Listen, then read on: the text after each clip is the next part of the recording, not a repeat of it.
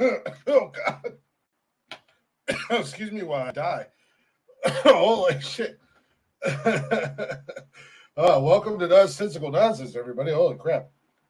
I am your soon-to-be dead host, Glick. Oh my God! I don't know where that came from. Started to talk, and nope, we're gonna die now. You guys aren't already. You go ahead and check us out on all social media: Facebook, Instagram, Twitter, TikTok. You can join us live every Monday, Wednesday, and Saturday at 6 p.m. on YouTube and Twitch. And if you can't join us live, you can always listen to us on Spotify and everywhere you listen to podcasts at. Whenever you want, however you want, all at Nonsensical Nonsense Podcast. Go ahead and give us a listen, give us a like, give us a follow, and if you'd be so kind, give us a share and tell somebody about us. Let them know we out here. We out here doing what we, Jesus, that's all kinds of technical issues. Doing what we do. We got an email as well at Nonsensical Nonsense Podcast at gmail.com. You guys can hit us up there anytime you'd like. Give us shit. Tell us we suck. Whatever you want. We don't care. It's actually only there for the social media. So if it never gets used, I'm okay with it. And we do got a merch store at teespring.com/Nonsensical Nonsense Podcast. As I said, I am Glick. We got the dental hygienist Tony D in the house over here doing dental work. It's called practicing oral hygiene. Half of y'all need to do it with your yuck mouth asses. What's happening? I'm sure you get plenty of oral practice with your machi cheese. Whatever. And the newest member of the show, the one and only Mr. Ace World, aka Smoke, is in the building. What's going on? Smoke is in the house. What's good? What up? Happy Monday, fellas. I missed it last night. I missed it last night. And I didn't realize, like, when I get when I'm kind of get rolling, I don't really look at the phone, because sometimes some people will send up, what's the name, and I'll be like, oh shit, and then I looked at the thing, I was like, oh shit, I'm like, because I had to keep it under 1 hour yesterday. Yes. I had something to do at 8:00, so I was like, it's 7:47. So it's all good. It was fun. It was a good conversation. It was kind of some crazy-ish, but all good. Today's a new day, man. Everything good, fellas? Blake, what's up? I missed it. I was at the tattoo shop last night. How's it coming along? Let me see that. Where's the work? Let me see that work, man. See if you guys can. That was what we did the first session. Tough. That was last night. Still in the back. Oh, that's crazy. Yeah, that's some serious work. Seriously, that's some serious work. So we got next session. We got the shoulder piece, and then we're probably going to add something down here by the elbow, because my forearm tattoos are. Everything's gonna, when it's all said and done, even though they're all separate tattoos, they're all going to look like one piece, from my wrist all the way up across my chest, all the way down my other arm to my wrist. It's all going to look like one giant piece. So I'm actually taking Pops up this weekend to introduce Pops to my guy. Pops don't have any tattoos. Big ups to Pops. But he wants to get one. He's been wanting to get one for a long time now. And I was like, well, you're going to be in town this weekend. He's coming into town this weekend and dropping off, I think it was my great-great-grandfather's mantle clock. And it was passed down to my great-grandfather, to my grandfather, to my dad, and now to me. But he wants to bring that over this weekend. And I told him, I said, well, if you're interested, I can go introduce you to Dustin. And I had to go talk. I had to hit him up this morning and be like, hey, you know what you did last night? He's like, what's that? I said, you double charged me, homie. And he's like, oh, fuck, my bad. We were having some issues with the credit card machine. He's like, I'll be in the shop in an hour. Just come up and I got you. I was like, it happens. It's an accident. I ain't busting your balls. I said, I'll come up here in a little bit. But, no, so I'm going to take Pops up there. He's like, but I was talking to him today when I was up there. He's like, hell, if it's not big and I ain't got anything going on Saturday when you guys come up, I'll squeeze him right in and we'll rock it out. I was like, shit, okay. Nice. Why not? Well, yeah, he's gonna be. I'm gonna have him working for a while. Just on me. I told him, I said, if something happens and you have to leave the shop, make sure you let me know where you go so I can follow you, because I don't want anybody else touching me. Because it looks like he's pretty damn good at what he does. That looks really good right there. He is extremely good. He's a young cat too. I mean, he's only 25, 26. He's still technically, as I've said on the show, he's still technically only an apprentice at the shop. Wow. But he's had a hell of upside. That's good work for an apprentice. Yeah, he's amazing. Well, that is good work. Both his parents were tattoo artists, so he grew up around it. He's been around it his whole life. All right. I love artwork. Yeah, and I like how eager he is to, because I was like, there gonna be a couple smaller ones because both of these have been pretty big, and he's like, nah, I love doing the big one. I was like, well, you're gonna love when we get to my back. That's what she said. You know what I'm saying? He's like, yeah, I'm not gonna lie, I'm kind of nervous about that one because it's gonna probably be, if not my entire back, about 3/4 of my back will be done, all one piece. So you have ideas already, like what you want, where, or you just kind of think of the sleeve ideas first? I've actually had ideas for several years. Just never had the opportunity to do it. Either being told I wasn't allowed to do it, or financially I couldn't do it, or right. One of the two, exactly. So now I'm in the position where, he's a really good artist and he's not super expensive. Yet one day he will, and damn it, he will deserve every penny he makes when he starts charging big money. And I have the finances, and nobody telling me what I can and can't do anymore. So sounds good to me. So yeah, I've had the ideas for a long time. Just kind of just tweaked them a little bit here and there, because as time goes, you see other stuff, or you think of something else, and then you just tweak it a little bit. Now it's just bang, bang, bang, rocking them out. But man, I love it though. When whoever said, when people say tattoos are addicting, they were not lying. I am 100% addicted to tattoos right now. Well, they look good. I've seen some crappy ones, but those look good. Yeah, I love these. I've known a lot of people in my life that get some horrendous tattoos that think they're good, and it's just like, bro, was your guy on meth when he did that? Like, what's going on? And then to top off my weekend, I actually had to take the day off work today and go to urgent care because I got poison ivy. Oh, idiot! Stay on them damn trees. I got it at work last week doing my job. Oh, really? So, yeah. I didn't realize there was poison ivy, and I sounds like an OSHA violation. Yeah, right. I thought I did a good job of washing my hands and cleaning everything and this, that, and the other, but get away gloves, pimp. I had gloves on. Let's go. So you had it on your arms, legs, what? It's on my arms. It's on my chest. I'm starting to get a little bit on my face, but I'm allergic to poison ivy. I haven't had it for years, but I mean, it's something that. What's going on, Jason? What up, Jay? 5 minutes, 45 seconds. Yes. But no, it's something that I'm like really allergic to. It's actually when I was younger, it almost killed me twice because I had it so bad. Like what are the symptoms? Like, when you like, something's going on? Is it like itching? It's like a rash, itching, rash, and then the rashes kind of blister up and they pop, and it's not the rash and stuff that spreads; it's the initial contact with the oils, and it can take a few days before the rashes show up. So, I was removing what I thought was just regular, overgrown ivy, and like a plant area that had come up up on the fence. Apparently, there was poison ivy mixed in there. So, I was down there. It was mixed in. Now here's the kicker. See, this is why I gotta get on your ass. You've been working out there for a couple of months now. You know exactly what, and you a country dude. You know what poison ivy looks like. Everybody knows. What's the difference? Does it all look the same?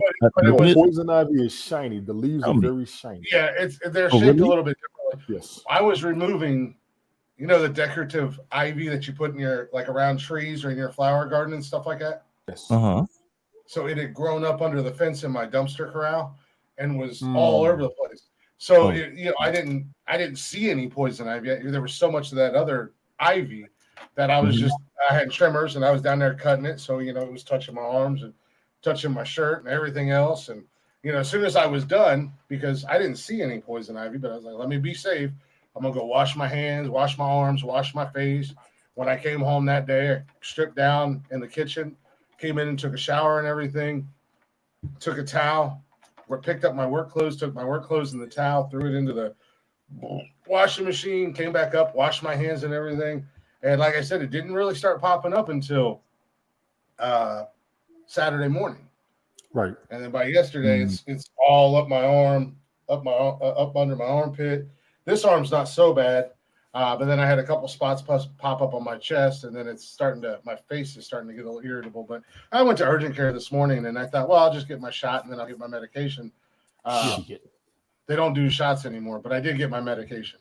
So now I've got 15 days of steroids that I'm going to be on. So holy shit. I'm going to not sleep, which I haven't been doing anyways lately. I'm going to be irritable. I'm going to have roid rage on this show. 2 weeks worth of roid rage.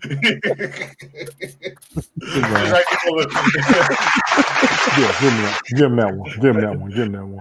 Right in the middle of the show, I just go, oh, fuck you guys. God, you suck. So anyways, in news today. What the hell? Exactly.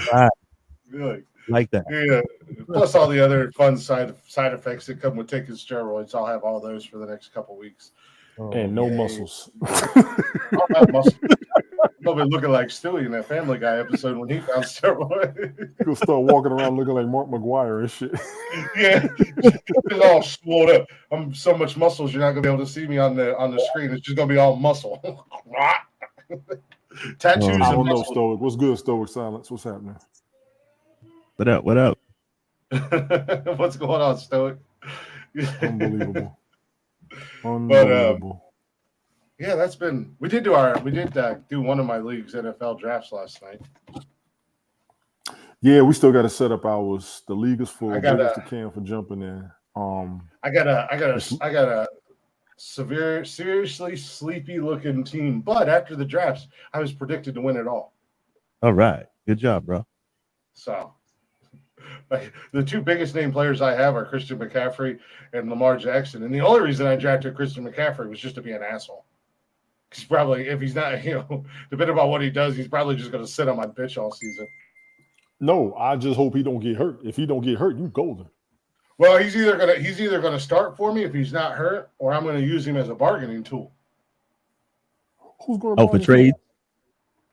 As a trade? What do you mean? Hey man, let him run his team, man. Because we're gonna be in the league together. So don't don't talk anybody out of any bad ideas, or don't talk even into any good ideas.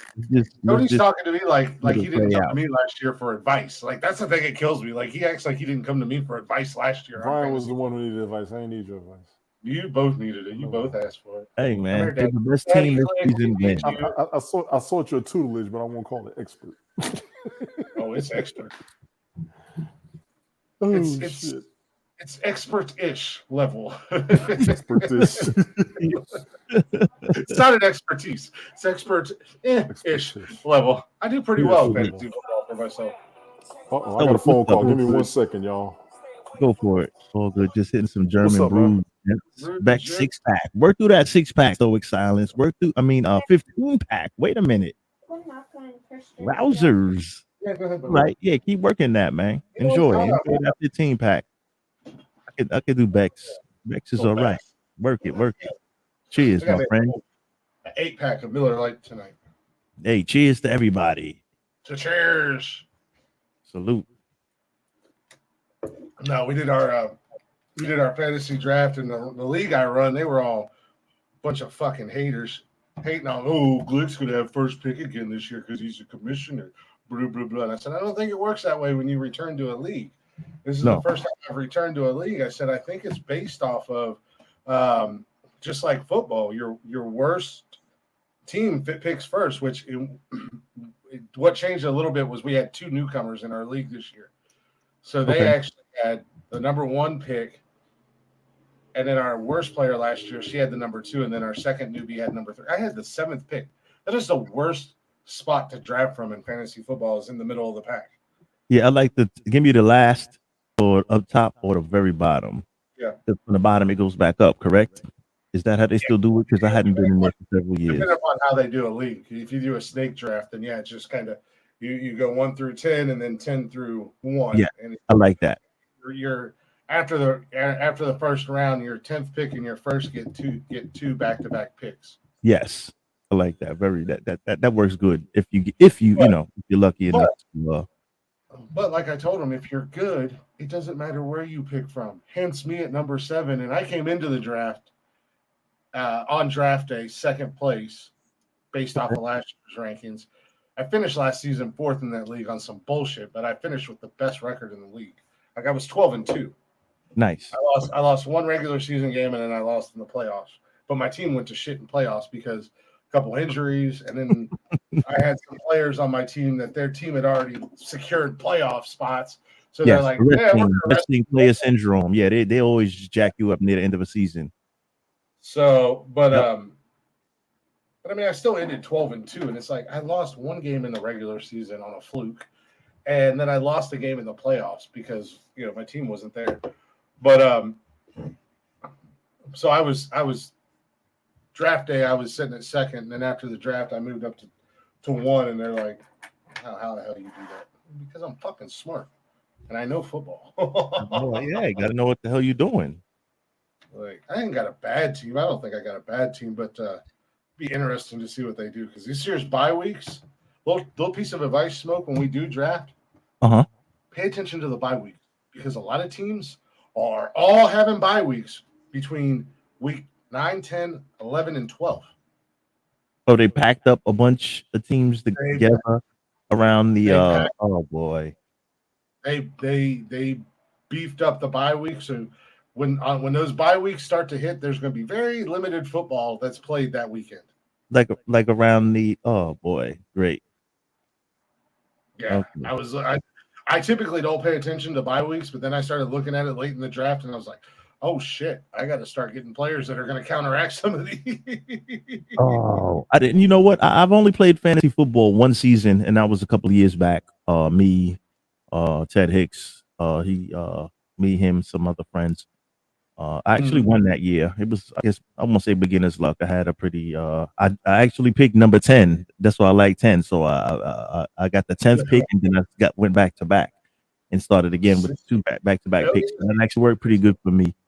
I hadn't been in it for a while. I'm just coming off of a boycott season. I boycotted the NFL last season, so I'm just coming off a boycott. I just started boycotted the regular season, and I just picked it up. I didn't really realize, but I was in week, I guess the final week of the regular season is when I watched the first game. And I was like, oh man, I thought the playoffs were this week. So I guess they extended it or did some shit. Yeah, but I was in the boycott, instead of 16, they're 17 weeks now.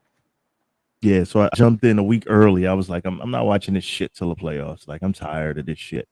But I'm back this year. I'm gonna see what it do. I'm gonna got to set a draft up so we can set it up real quick for our league. I'm ready. I mean, we got the regular season doesn't kick off until September 11th. September 8th is the first game. That's Thursday. Okay.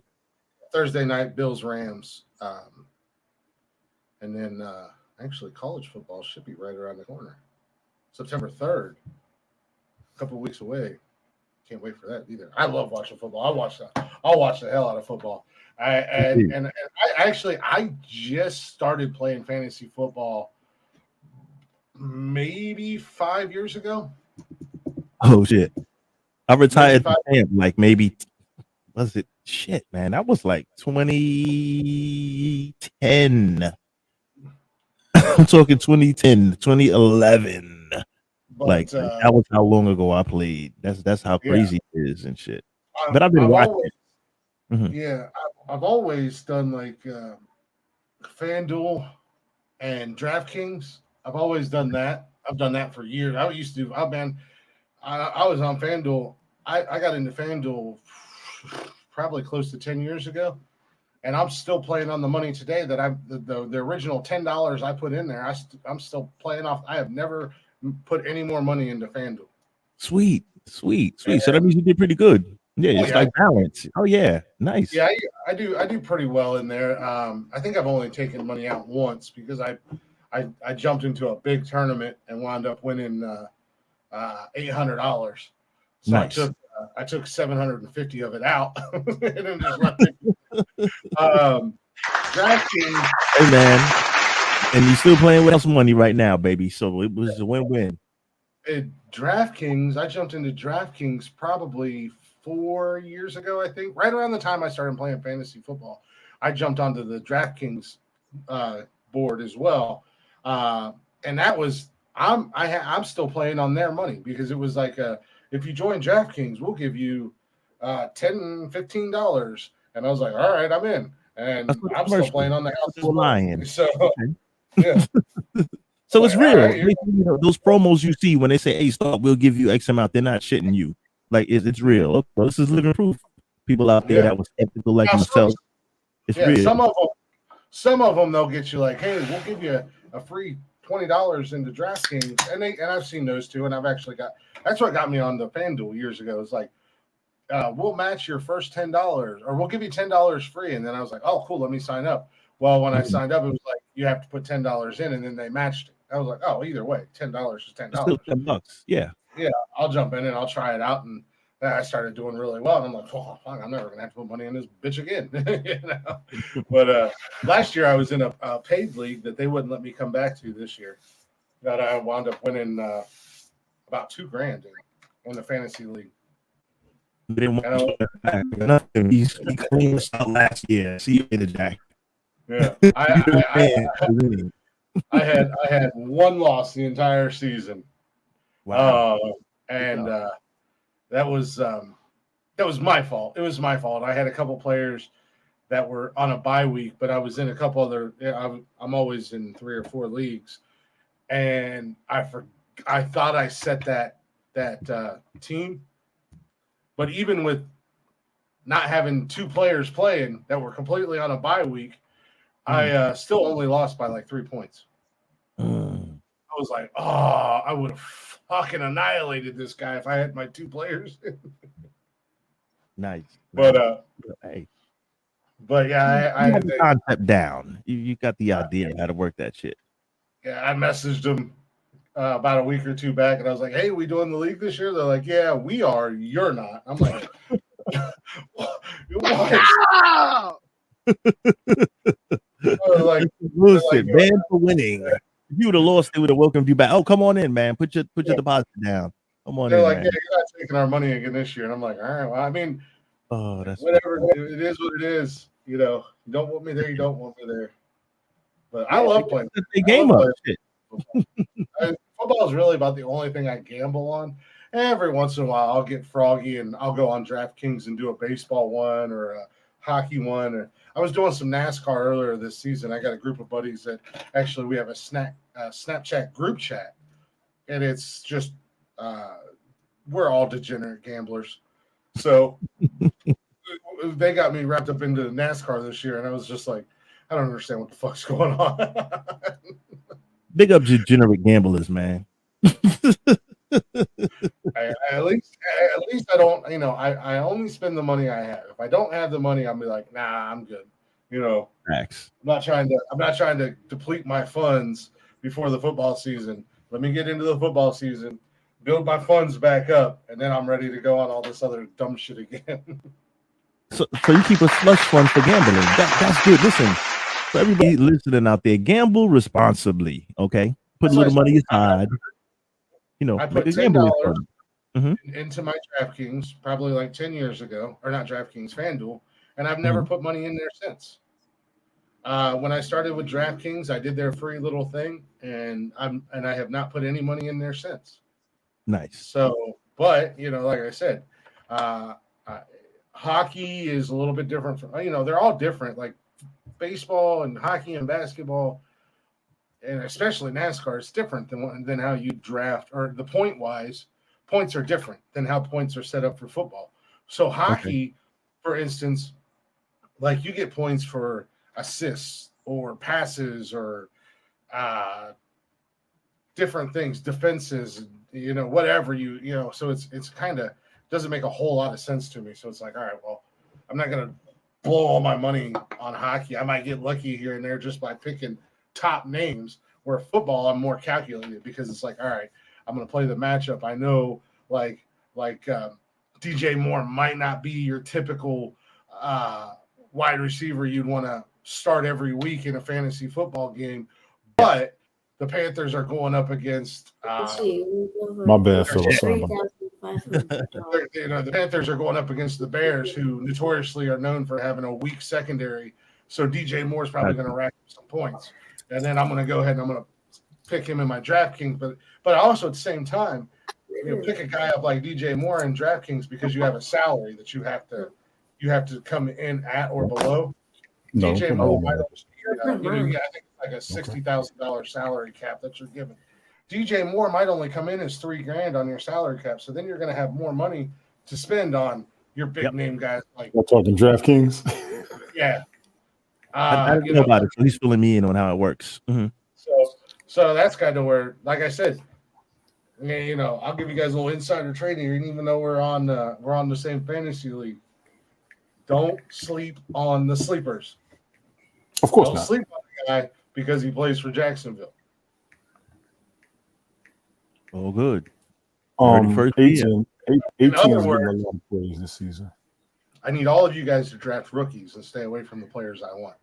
That's what I'm Good strategy. Just so you need at least 7 quarterbacks on your team. Smoke don't fall for that crap. Hey, I played before. I played one time before, and like I was telling with Ted and Ted and some other fellas, and I won that year, so I have an idea. But I hadn't really watched football last season until the playoffs came, so I'm not really familiar with some of the non-playoff team players. I'm not really familiar. So I will tell you that I watched the preseason game last night. Baltimore's tight end. Baltimore's tight end was good last night. I think likely or Luke or some shit like that. Likely, I think his name is. He looked pretty good. I was research before the draft, and I'll be fine. I'll tell you this, guys. We're not playing for money. I like to have fun, and we should. Time out, Rick. I'm sorry, bro. We got to at least do something gentlemanly. We got to do a gentleman. Like me and Ted were talking about this the other day. I'm like, damn. I was like, Ted, because I still had bragging rights because the one time I played, I did win the league. So I'm like, Ted, like we got to have something gentlemanly up there. I say $10. Even like you said, the DraftKings, $10, man. We are DraftKings. We do our own. Well, draft. I mean, not only that, but I mean, I'm down for $10, $20, whatever. Yeah. We are, but I mean, we could always all pitch in. There's 10 of us. We could pitch in and get a custom made trophy or some shit. We could do that too. I thought about that, but I'm broke till next summer, so I'm not gonna lie to you. Off of like a trophy or a belt or like a chain or something like that.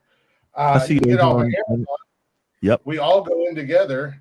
And then at the end of the year, one of us just, when the season's over, you just order it and have it sent to the winner. And then the next year, whoever the winner is, I mean, that's if you're planning on keeping this group together.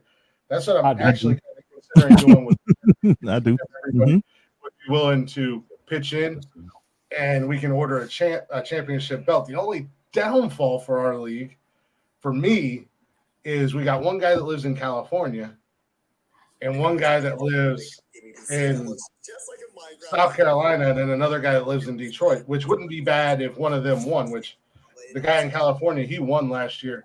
If we sent it from Amazon to him, but next year, if he loses, it would be on him to get it shipped to the winner. Yeah. I mean, if you get the right lead, that shouldn't be an issue. It shouldn't be an issue. And I have no problem everybody pitching in and paying for the shipping. Yeah, because shipping costs about $25 to send belt for the most part, from most region to region. So depending on where it's going, shipping should be no more than $25 to $30. That's a great idea. I think that we could. I would like to go because I've seen the belts for like maybe $90. We could order a nice belt for $90. Yeah, Amazon has give it our title. Give it our title. I haven't seen them that cheap. They've been about $200 from what I've seen them. Hey, I know about the belt, bro. Come on, man. Amazon I'm the belt guy. I know about belts. We can get a belt for less than $100, and we can a nice one, and we can get our name put on it for our league, and we can thing it around every season. That'd be a great idea. Like that. Great idea.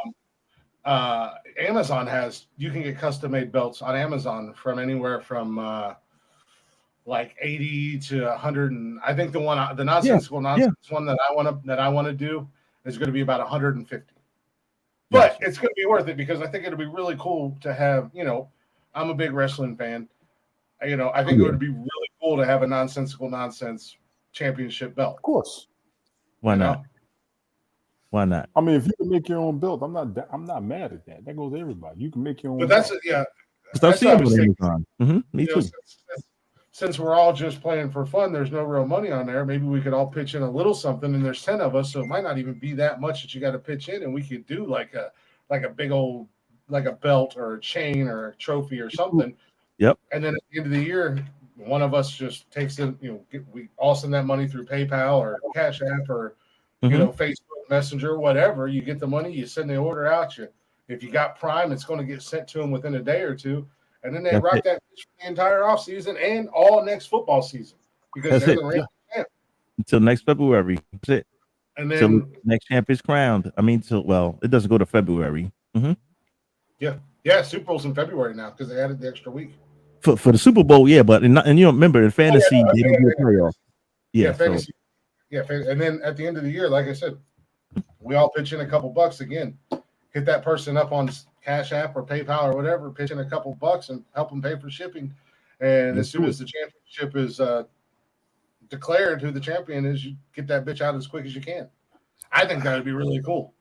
I'm actually bring that up in our group chat because if that's the case, I'm gonna go ahead and start looking at belts and price and belts. I say throw it in there. It's just a matter who's going to be able to contribute. I think contributing is going to be an issue. I got no problem with it.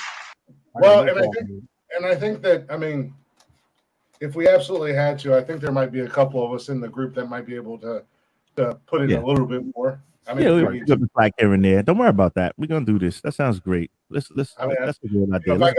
If we agree on $10 a piece and I got to throw in an extra $5 because somebody else doesn't have it, I'm sure, and Smoke, I don't mean to speak for you, but I'm sure Smoke's got an extra $5 too. Ted's probably got an extra $5. Cam, let's do it. That's a hell of an idea. I like that because I don't like bragging, right? Like the bragging rights are good, but I need a physical. Because during the year after the football season, you may not keep in touch 100% with people. Like our fantasy football league, we don't all talk all the time. But if I can randomly snap a picture and send it to our Facebook group and be like, y'all remember? I mean, not that I like to brag or anything. I'm not really one to brag or, I'm a pretty humble guy, as we know, those who watch the show. How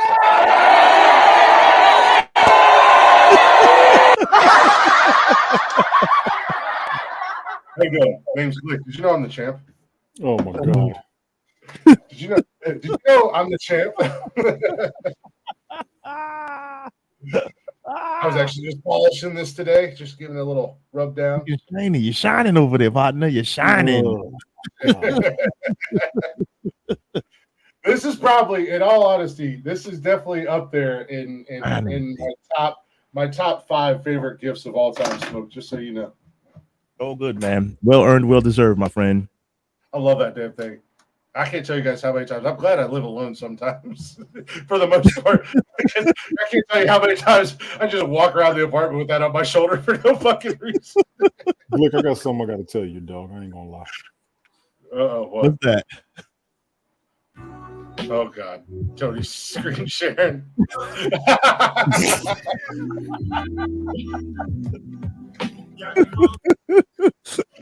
Tony, hey, why can't he walk around the apartment with the belt, man?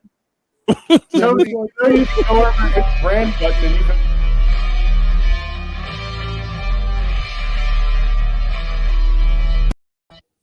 Who the fuck this? Play the intro. I did that. Amanda, how you doing? I was gonna Perfect say, timing.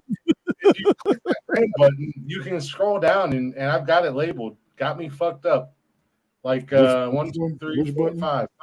The brand where the little like paint thing is. Oh God, don't show You me. got Tony D on the control panels. Oh shit! Yeah, you got me on the control panel now. That's what I told you. You're an admin now, so you can add videos in this little section and everything. I know when I get dangerous. I was trying to forget on purpose, but since you brought it the hell up, which you I can also delete videos. So this is what I know. This is what I know. You forget, I gave you a little bit of control. I have all the control. Oh it's my show. Oh my God. Oh Jesus. Problem is, it's just the belt. That's why the neighbors. Well, so I told you that. I told you that in confidentiality. That's crazy. You asked for the picture. You said picture didn't happen, Stoic, and you know. Holy. I was about to say hello. Y'all go to break. No, it wasn't a break. That was technical difficulty, Amanda. That was right. Tony D. That was me. Birds. That was me. But that was you pushing the button. Yeah, no, I haven't pushed buttons in a long time. That was me pushing buttons. I was trying to because a lot of times when I talk and I'm trying to like, educate, I guess you could say, I do it myself. So I was over on the brand and I was scrolling through and I'm like, yeah, you can add video clips, you can add an overlay. I don't really do much with the overlay because this is what it is. It just does that. I love that. Yeah, that one's badass. I made yeah, I think I did make that one. That's one I like. You did make that. Yeah, I like the intro song. I ain't gonna lie, that intro song is excellent to me. I want to get a what's the name of that that logo right there and one of my logos when I do one of the ads on IG, letting my people know that I'm over here on Mondays with you guys every week. So yeah, man, I want to do you know what I mean, like guess where we're at on Mondays. People just need to remember. You know what I'm saying? Like we most Sundays on Monday. You heard? Call them, baby. You got it, sucker.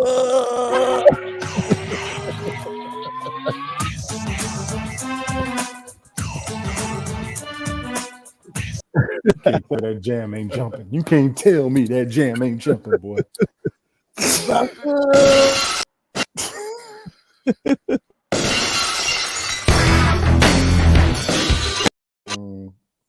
all you need. That's all you need to hear. That's all you need to hear is just that glass break. That motherfucker. That glass break. You know what time it is. You know what time it is. That damn intro used to make people go crazy. Oh yeah, everybody jump up in the stands when that come on. They would lose their minds. Literally all you needed was that glass to break, and you knew all hell was breaking loose. Mm-hmm. And there wasn't a person alive that could do anything about it because even the president and owner of the goddamn company got his ass whooped out more time. Yeah, he was over like a mofo. But yeah, the Steve era, the Stone Cold era was crazy. Definitely.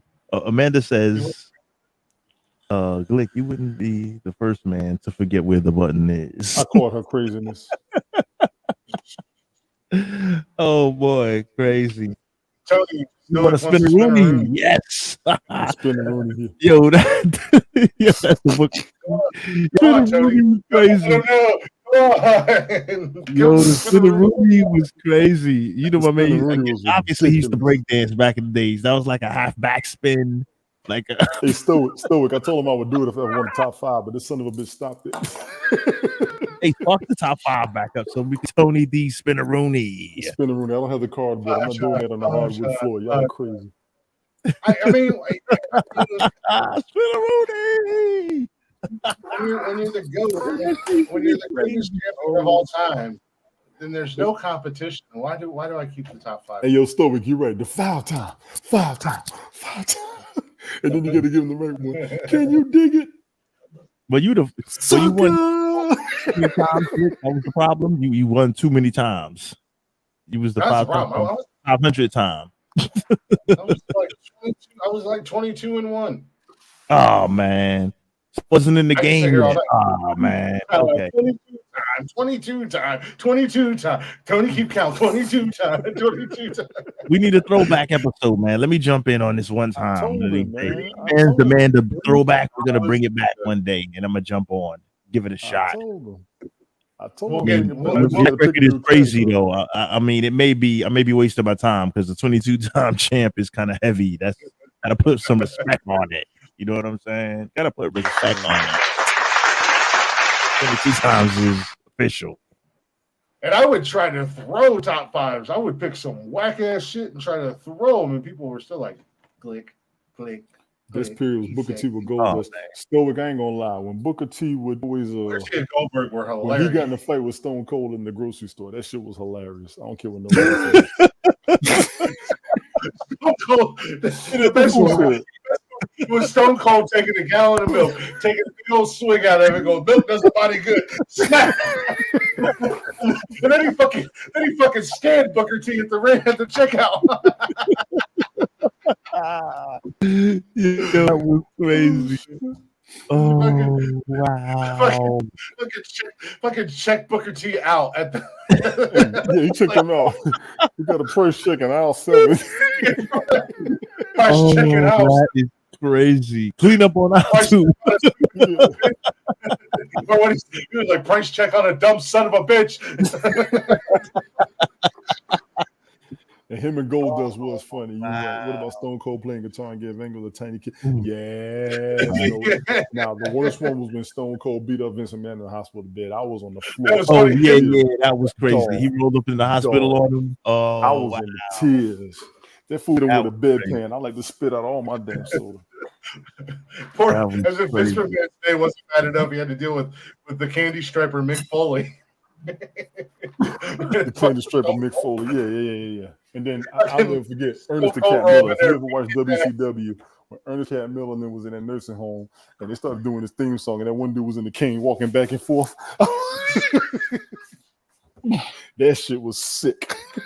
I wish I could find that clip. Oh wow!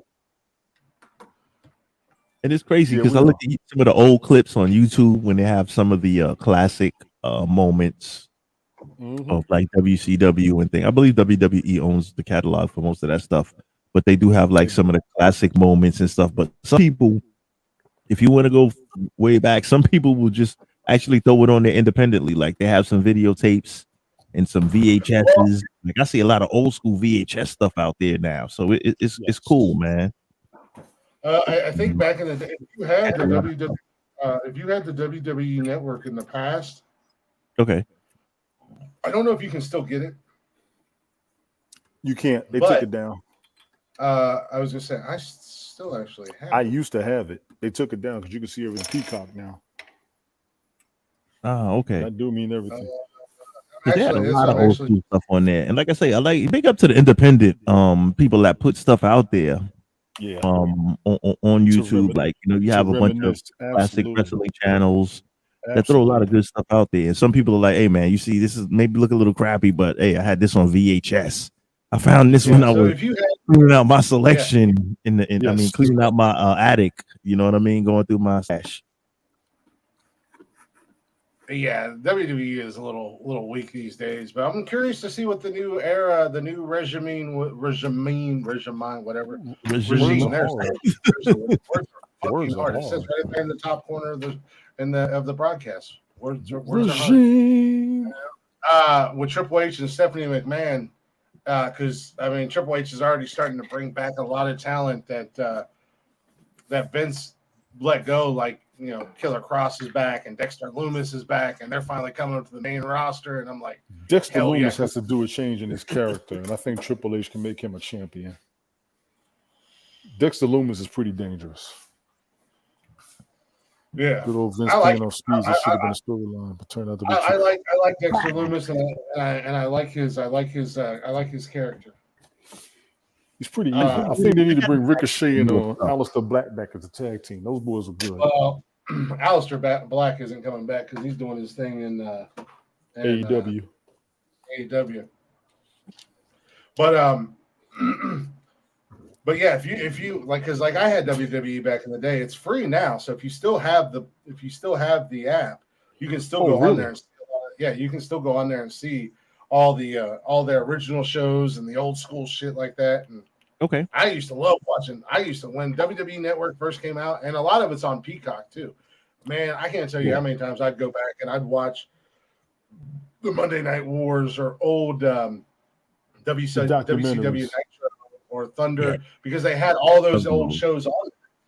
They had all those old episodes of Thunder or Nitro or whatever on there, along with the old episodes of Raw and shit like that. What's crazy is I've seen them all. I used to record the Monday Night Wars when I was there. And I would watch them the next day. Look, I was watching some AEW, and Jesus, Jericho looks so old now. Man, makes me feel ancient. Well, you know, Jericho. Well, you know, remember, he's about 50. Jericho's about he's been in the game 30 years. He's in his early 50s. Yes. Remember, he's been doing it since damn near 20 or 18. So I mean, we've been seeing he's been him wrestling since the 80s or the 90s, I think. That's what I'm trying to say. So we've been seeing him for 30 years. Like he's been doing it since. So I think he's in the range of 52, 53-ish, early 50s. Yeah. So if he's been doing it since say 20 or 18, like most of these guys that we see that are these old school, these guys started early, 18, 19, 20.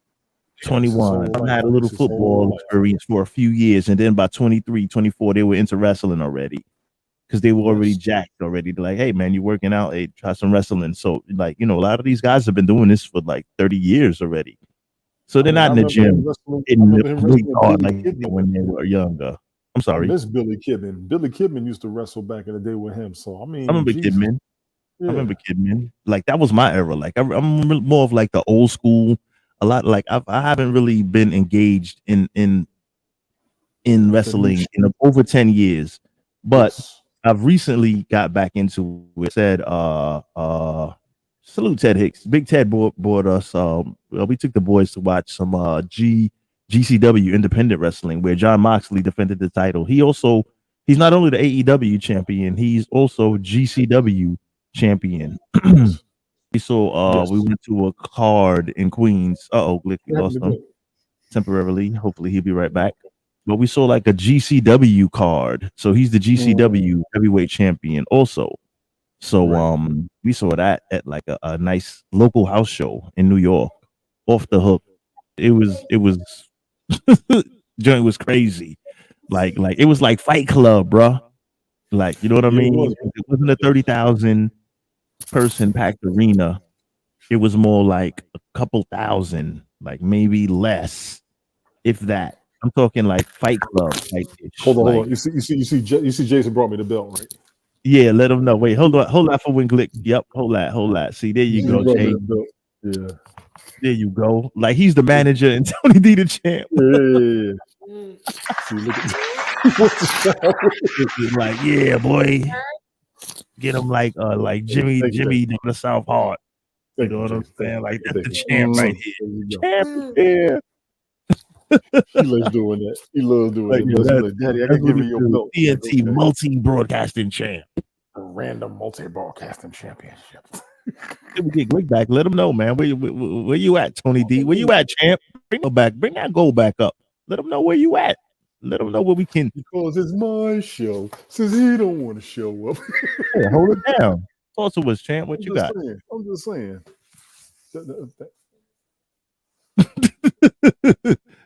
God giveth and he taketh away.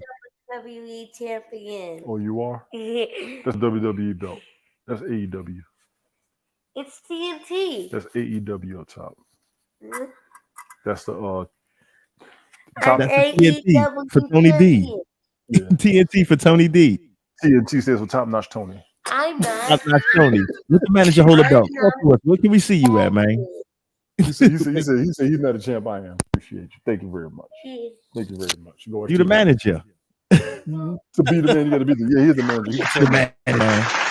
Gotta support you, man. The champ. You can't leave the belt in the hotel room, man. For the those TV. Of you that don't know, the man that's talking right now is the dude that gave me this championship. He gave a bunch of championships to us with broadcast. You earned that, man. With him, so I appreciate this dude. And that dude right there, he been looking out for me. He been there. He allowed me to be on this show. He been keeping me in the loop for over a year. So that's my dude. I appreciate you, man. I'm dead serious. I can't wait. I can't wait. Appreciate you, my brother. You earned that, man. Appreciate it for real. Let us know where you at. I know some people. Yeah, I know some people got a problem with glicking them up. Yes, little boy. We don't have any popsicles. Watch TV. Let me finish. Be the man. A lot of people got a problem with Glick, but Glick invited me on his show. And I'd be honored to be up here all the time, just so everybody knows. He invited me to be on there because I was watching a couple times and they had me hollering. Him and Jeff had me rolling. So everybody that allowed me to broadcast with them, that's why I do a lot, try to make sure they know I ain't forget them. That goes to Ted Hicks, Ace World, Glick and Jeff, Michael Bathurst, all y'all, man. All of y'all that wanted me to be up there with y'all. Y'all understand, this is a hobby for me. I've been wanting to do this since I was a kid. So I love doing this shit. I appreciate y'all for real. Straight up. This is what we do, man. As well, my man. Time. This is what we do. Yeah, man.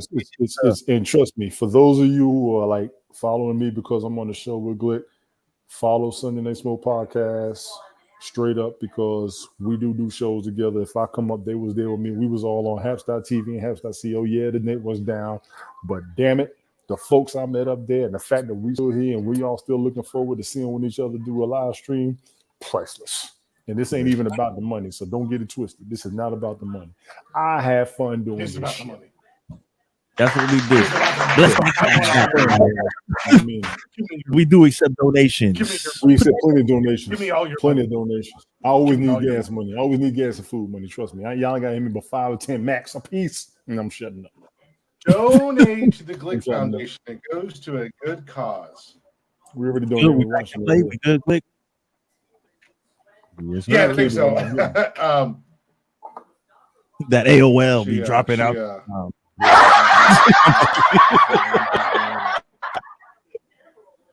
No, I think she. I think what? Yeah, now it's working. What do you want? During the 90s, Jericho was in WCW in the 90s, so that's my fault. I was saying the 90s. I was thinking the 80s too, but it was the 90s. So Smoke, you was right. It was all a good run though. Like, however, he's trying to be the new Ric Flair. He's gonna stay in as long as Ric Flair was. That's what Jericho did. Yeah, you know what it is. Why not? Again. I got him. Put it. He's just gonna keep rocking. We'll, we ad lib because this is live, man. This live TV thing. You go live. So roll with it. Ad libbing. I got this. You got experience. Multi broadcasting champ. I'll be all over the place. You got this, y'all man. ain't ready. I had to slow down because some of the stuff I do, they don't allow everywhere. But I ain't going nowhere. Y'all probably gonna find me on Twitter more than anything. I'm gonna be streaming y'all on the Twitter a lot. Put that work in, man. A lot. And I'm just going to have to share it every damn web. I'm gonna start stream y'all on the Twitter, get back on my music broadcasts and my cutting up and current events, sports and news. For the past couple of weeks, what I want to do is going to be current events, sports, and I like playing music. I love playing. I miss the old music video shows. So if you don't like hearing hip hop, R&B, a little bit of jazz, don't watch it. But if you want to hear some craziness, bring it on. Let's get it on. What about Twitch? Let me ask you, Tony D. Yes. Twitch TV. Okay. Do they allow the do they have issues with the video programming and music? Recently mine started getting muted. Recently they started muting the videos. Before they did not, but they started. Instagram, I'll play music in the background, they muted that. Facebook, you already know they're going to do it. YouTube, you already know they're going to do it. I play something on Twitter, and Twitter hasn't given me an issue yet. So the other broadcasts that I want to do, I'm just talking and doing clips, I can do to all the channels. I am set up on Restream. I'm set up on StreamYard. I'm set up on Vocal.com. It's VOKL. Big up to my boy Bobby Shadow for hooking it up. I'm trying to set up a day where me, him, Ted, and Fine Man Rich can get on there and do it, but our schedules are crazy, so that's the delay. I can do something on my own, no problem, but I did that on Haps. Everything I'm trying to go beyond what I did on Haps. Like when you do your shows, you got different topics all the time. You have a panel, but you always got a different topic. Me, I can do the music with no problem, but I want to try to improve upon what I have done already because I did a lot over there, and I have fun. You know If you what play else? music in the background, you can have to make sure you can speak regularly, so it can't be. Yeah, I got you with that. And honestly, I like For to 10 let the seconds. video play. Yeah, I like to let the video play.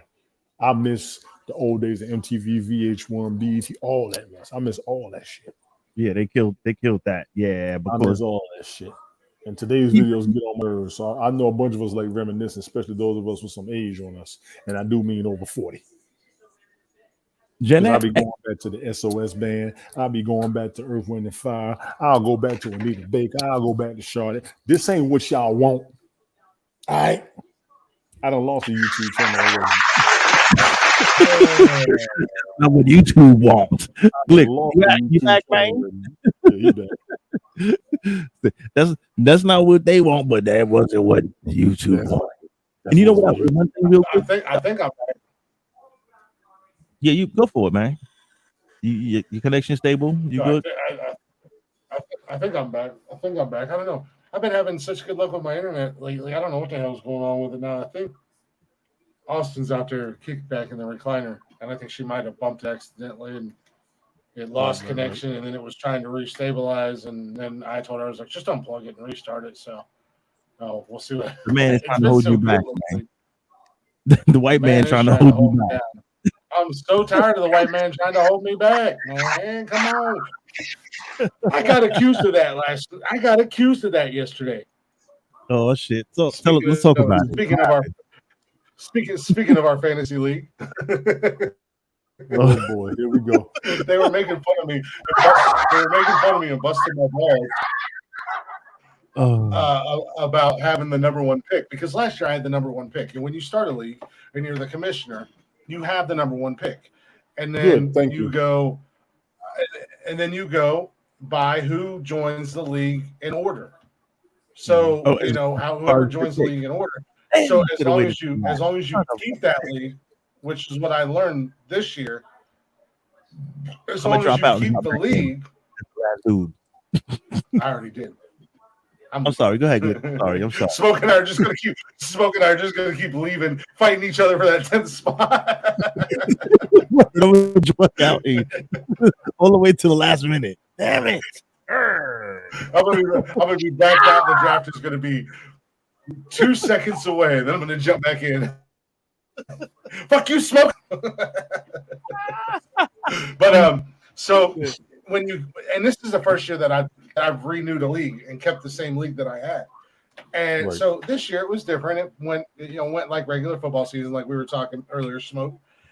So they were giving me a hard time, and Matt, one of our buddies, Matt, he's actually from Africa. He's a black guy. He's actually from Africa, and he was like, "Yeah, I'm really getting tired of being screwed by the man, and being the only black guy in the group, and blah blah blah." And then my buddy Kevin, TJ, his wife, she's part Indian, and she's like, "Yeah, I'm sick and tired of these white people holding us back. The man." And I'm like, "I'm literally in this group with you assholes.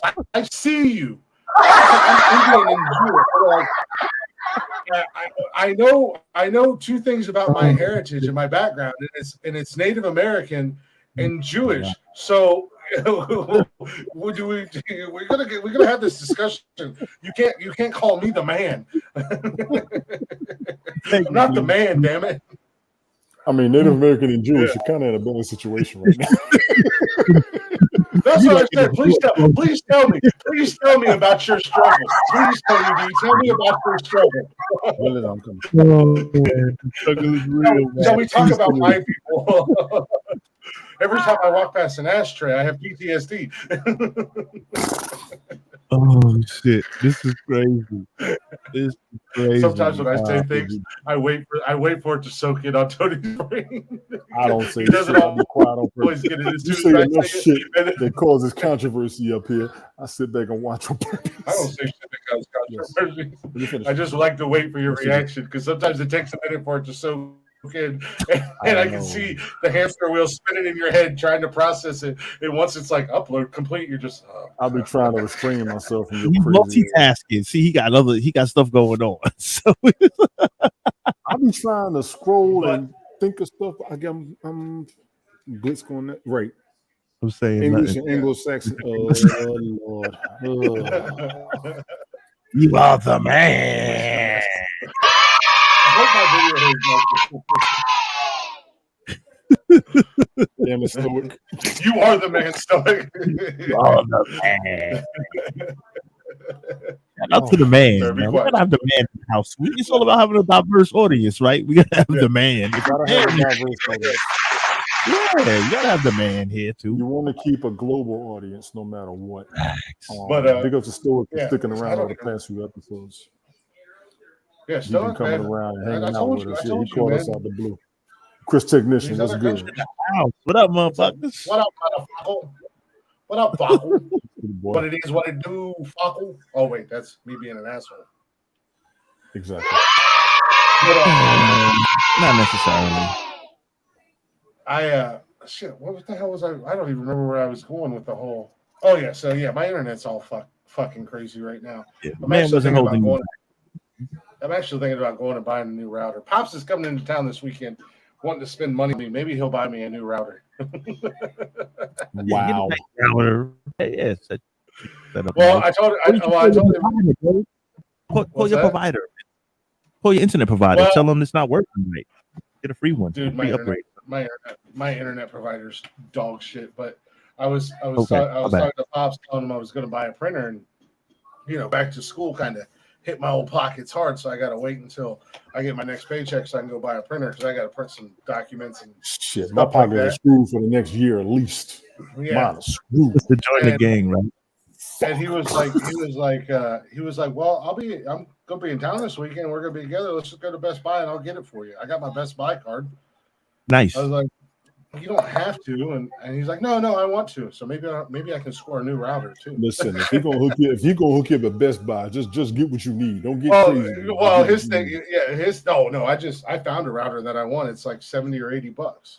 Bam. Not a router, a printer. You know what's fucked up? The ink costs more than the printer. God damn it! That's what pisses me off about this damn printer game. Get a laser. I think laser printer. You have ink and laser. Laser jet. Inkjet, or laser jet. One of them. Laser jet may be a little more efficient as far as burning the ink. Cause that shit, the fucking. Oh my god! I'm sorry, Glick, man. I'm Yes. That hurt a nerve because I'm looking at this nice printer. No, you're fine. Smoke, you're fine. Sitting on fucking E right now. This shit is sitting on E right now. So I call myself. Trust me, I know the printers. That's where they kick you in the dick, man. They get you with the ink. But the one printer I was looking at was it came with the. Yeah, someone beer. Thank you. Oh, she didn't even say hi to you, Tony, or nothing. Ooh, your daughter, what's that? What up? Look, she's gonna push me out of the way. There you go. She's gonna completely disrespect me on my own show and just push me out of the way. Drop an elbow on the camp real quick. Yeah. So she can dance with Tony. That's right. We be bugging out, man. Oh man, that's crazy. But yeah, the ink is a mofo, man. The ink prices. Well, the one printer I was looking at, it came with 6 months free ink. All right. But like I said, I got some documents I got to print out here, and I know with the kids with their school projects, and I want to get a nice color printer, but like I said, I don't want to dig too deep into Pop's pockets. But he's like, I got that Best Buy. Well, not being funny, but for the kids and for school, you know he's gonna do it. Oh, I know he will. Yeah, you know. He's gonna use his Best Buy card so he can get points on it. What y'all need for school? Yeah, that helps. Points. Yeah, the reward. A lot of big up to reward points on credit cards, man. A lot of people have to capitalize on reward points. Okay, like it makes sense to use credit cards with reward points, so you can at least get something back for the interest you're paying. I could care less about him buying me a printer. I'm more excited to get this clock because it's been in my family for years. Well, we got to send them in the value aspect, but still got to take care of the kids for fuck's sake. I was going to buy a damn printer. You don't have to buy the printer. But I also know how he is. He's a lot like a family heirloom. That's the. He's a lot like me. Once he sets his mind to something and says he's going to buy something for somebody, He just doesn't. Right. Regardless of what they say. What do we have? Costs $100, $200. Got dual band wireless phone. The cable company gives you a new router. They recommend getting one every 2 years almost.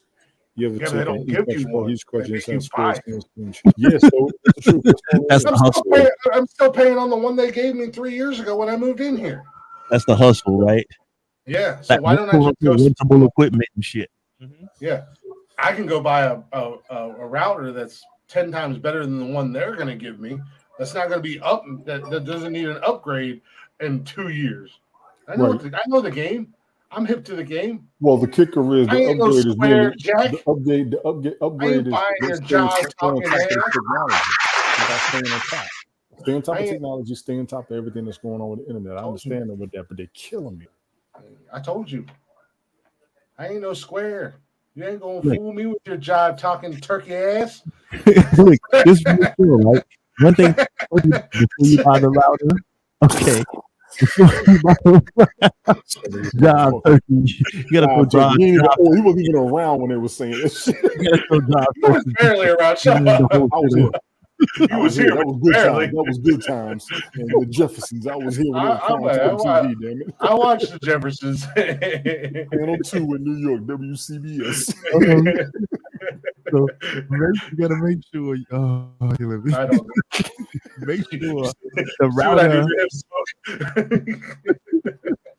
Your ass, don't you worry. You gotta make sure the router. Maybe contact your provider and internet provider and make sure that your router is compatible. When you're looking to purchase, it's compatible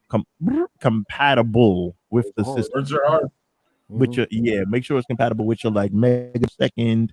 You know, if your provider is giving you say 2,000, make sure the router you get is over 2,000, so we can accelerate your the process and all that other good ish.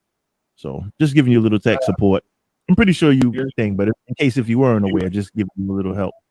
You are speaking Chinese to me right now. I have no idea what you're saying. We'll talk off the scene to make sure you get the router because Ted Hicks, we got the Ted Hicks. He put me onto that because he's the tech guy. And when I was looking to upgrade my router, he told me this ish. So I want to make sure you know the same information that I know. So when you get it, you'll get the optimum performance out of your product. You know what I'm saying? Shout out to Chris Technician too, because he's one of the Twitch gurus. Chris Technician is one of the Twitch gurus up here, and he's pretty good. Him, Jeeves, Erica. Oh yeah, Jeeves too. He studio. He know what he was. They ain't the only ones either. They ain't the only one, but there's some Twitch heads out there, man. I don't know. Figure out Twitch. Oh my god. I was watching y'all do that live the other night with Jeeves. He looked like he was just as lost, as confused as anybody. The kicker was we was trying to work out Restream, and it was going to different platforms because they had a couple of broadcasts they wanted to do, and it was on G's hookup. So we was trying to see how the comments were going to come up from everybody all over the place. So when you had asked that craziness, that wasn't my stream, and I'm going to get on your ass about that. You ain't figure this shit out. Yeah, every time I do a broadcast, click on come out the corner. You don't figure out what you're doing yet. You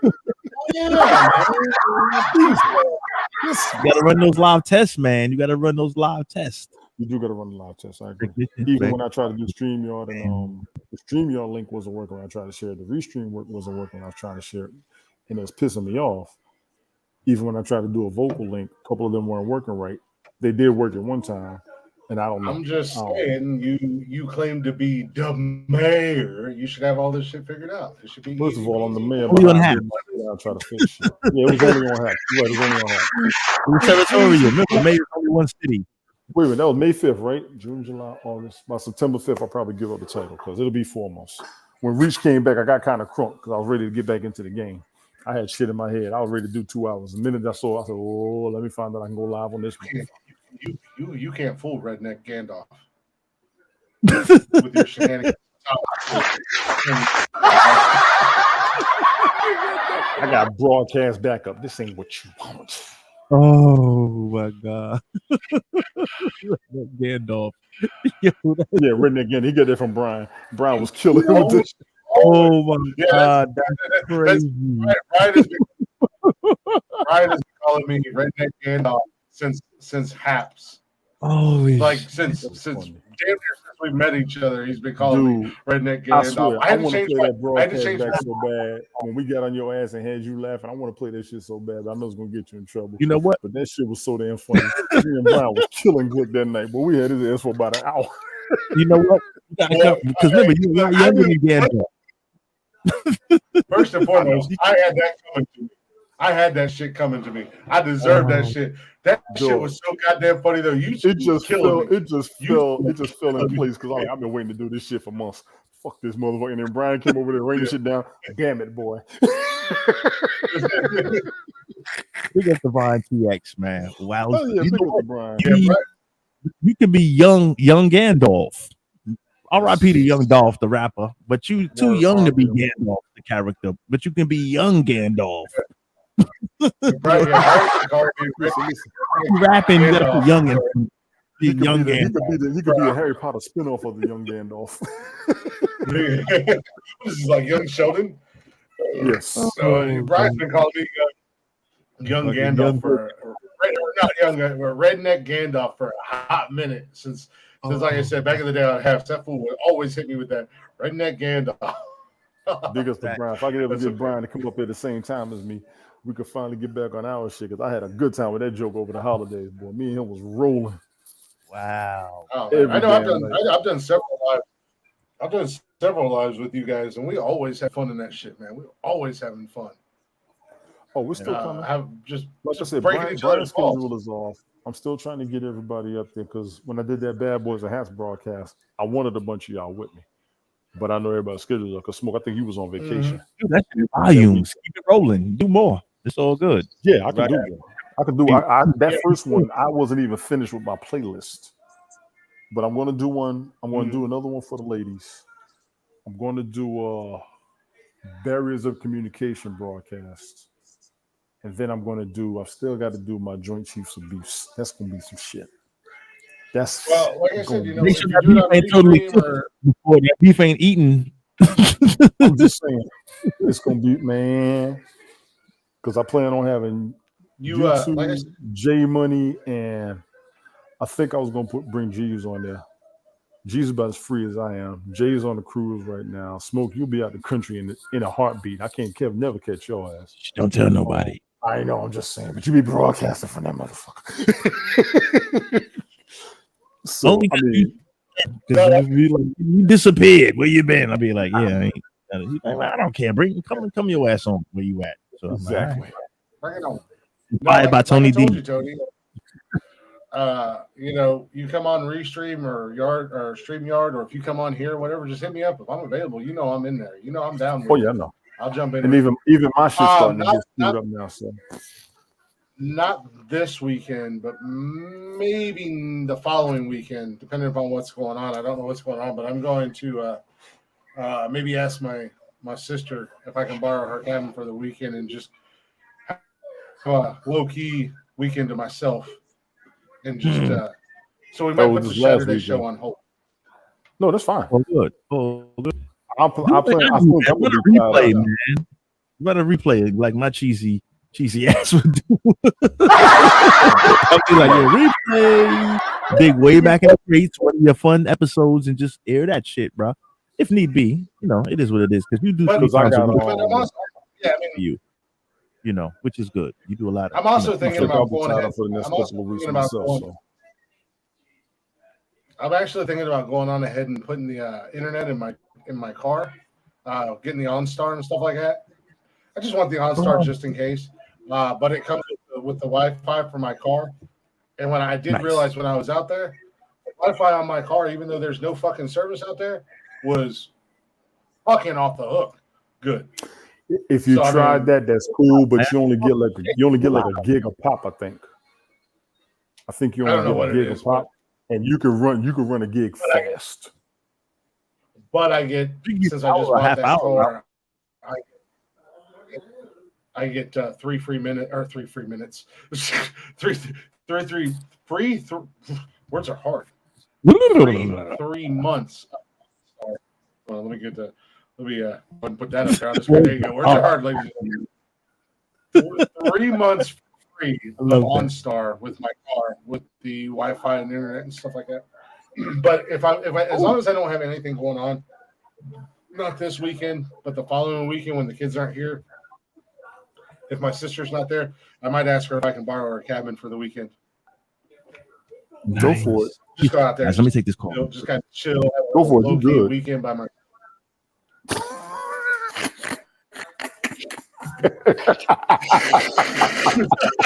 I like that. I like that because we could use that on Jeff a lot.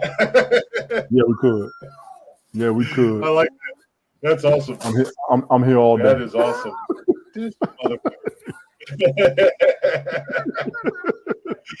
But no, when you my wife had it on her Equinox, so she had a 2015, and we would buy the Give me 40 minutes. We're gonna do it, okay? She would use it, and I used to let Jason watch my tablet when we was on a road trip. He would run through a gig in a couple of hours. So you can have it. Definitely, I would. I'm not going to tell you not to get OnStar, because when I used to do my road trips, it comes with OnStar. With no signal. When you have no signal, that OnStar is priceless. I highly recommend getting that OnStar. I don't know about the Wi-Fi. I don't necessarily recommend it, but if you want it, go for it. But definitely, I would tell you get that OnStar, and definitely the satellite radio. Yeah, it comes. I already have that. Well, I don't know if I'm going to keep the satellite radio. I'm debating. I have it for 4 months for free. You get it on all Chevy vehicles when you buy a new one. You get it for 4 months. So I might keep it when it's all said and done because I really do like satellite radio, even though I don't listen to it a whole lot. But it's I really for like a road it when trip. I do listen Around to the city, you don't really need it, but if you're on a road trip, it's priceless. Yeah, no, and I used to do a lot of road trips. I used to do like a lot of 10-hour road trips, 10, 12-hour road trips. So it was priceless for me. I like it because, like even if I'm just going to the gym, I'll go to Hair Nation. What in the world? The whole world. Are you doing the Kylie Jenner challenge? No, the whole world's looking at you. Stop that. Go clean your face. The whole world's looking at you. The whole world's looking at you. Hip Hop Anonymous. Go clean your face. Go clean your face. Go. Then you come back. Go clean your face and come back. 9 seconds. Yes, very good. Go clean your face. Right. But now sometimes when I'm just going down to the gym, man, I'll throw on Hair Nation or Rock the Bells because I've got Hair Nation, Rock the Bells, 70s, 80s, and 90s. Damn, you my can. Favorites, and then I've got the Garth Brooks channel. I've got a couple other country channels. Channel. Oh boy. Well, actually, the Garth Brooks channel is not. The Garth Brooks channel isn't all Garth Brooks music. It's musicians that influenced him when he was coming up, and artists that he likes today. So it's an interesting channel to say the least because you never know what you're going to hear on there. Gotcha. Yeah, because like I said, it's like I was scrolling through one time. And it had Demi Lovato, and then I came back a few minutes later when I was scrolling through, and there was the OJs were playing. So he has it's his channel for the music he likes. So he mixes it up pretty much. Yeah, I like it's that. his music. I like that. And for being a country guy, he's got a box set, and I was actually thinking about finding it because I've been wanting to listen to Garth Brooks a lot lately, and unfortunately, you can't find Garth Brooks music on like Spotify and YouTube and shit like that because he's got his music on lockdown. Good. So you can find people that do covers and stuff like that, but I've got all of his albums. I've got every Garth Brooks CD. I don't know if it's in my closet or if it's down in the basement, but he put out a box set and he did a concert series of several years back, and it was called "Blame It on My Roots." But it was all him doing cover songs of music that influenced him as a kid, music that he liked growing up, musicians that influenced him to become an artist and everything like that. So even though he's a country guy, his influence is and the music that he likes is Garth Brooks is like a well-known, he's a well-known dude, and he's also well-liked for the most part. Nobody has an issue with him that I've ever heard. No, not really. I'll be right back. No, not really. Everybody, I never heard a bad story know good about and damn well these fools gonna learn better than to leave me in charge of any broadcast out here whatsoever. Spoiler alert, I got favorite videos I like playing. Crystal Ignition, it's time. It's time, doggone it. Let me see what we got here. I just feel like acting up.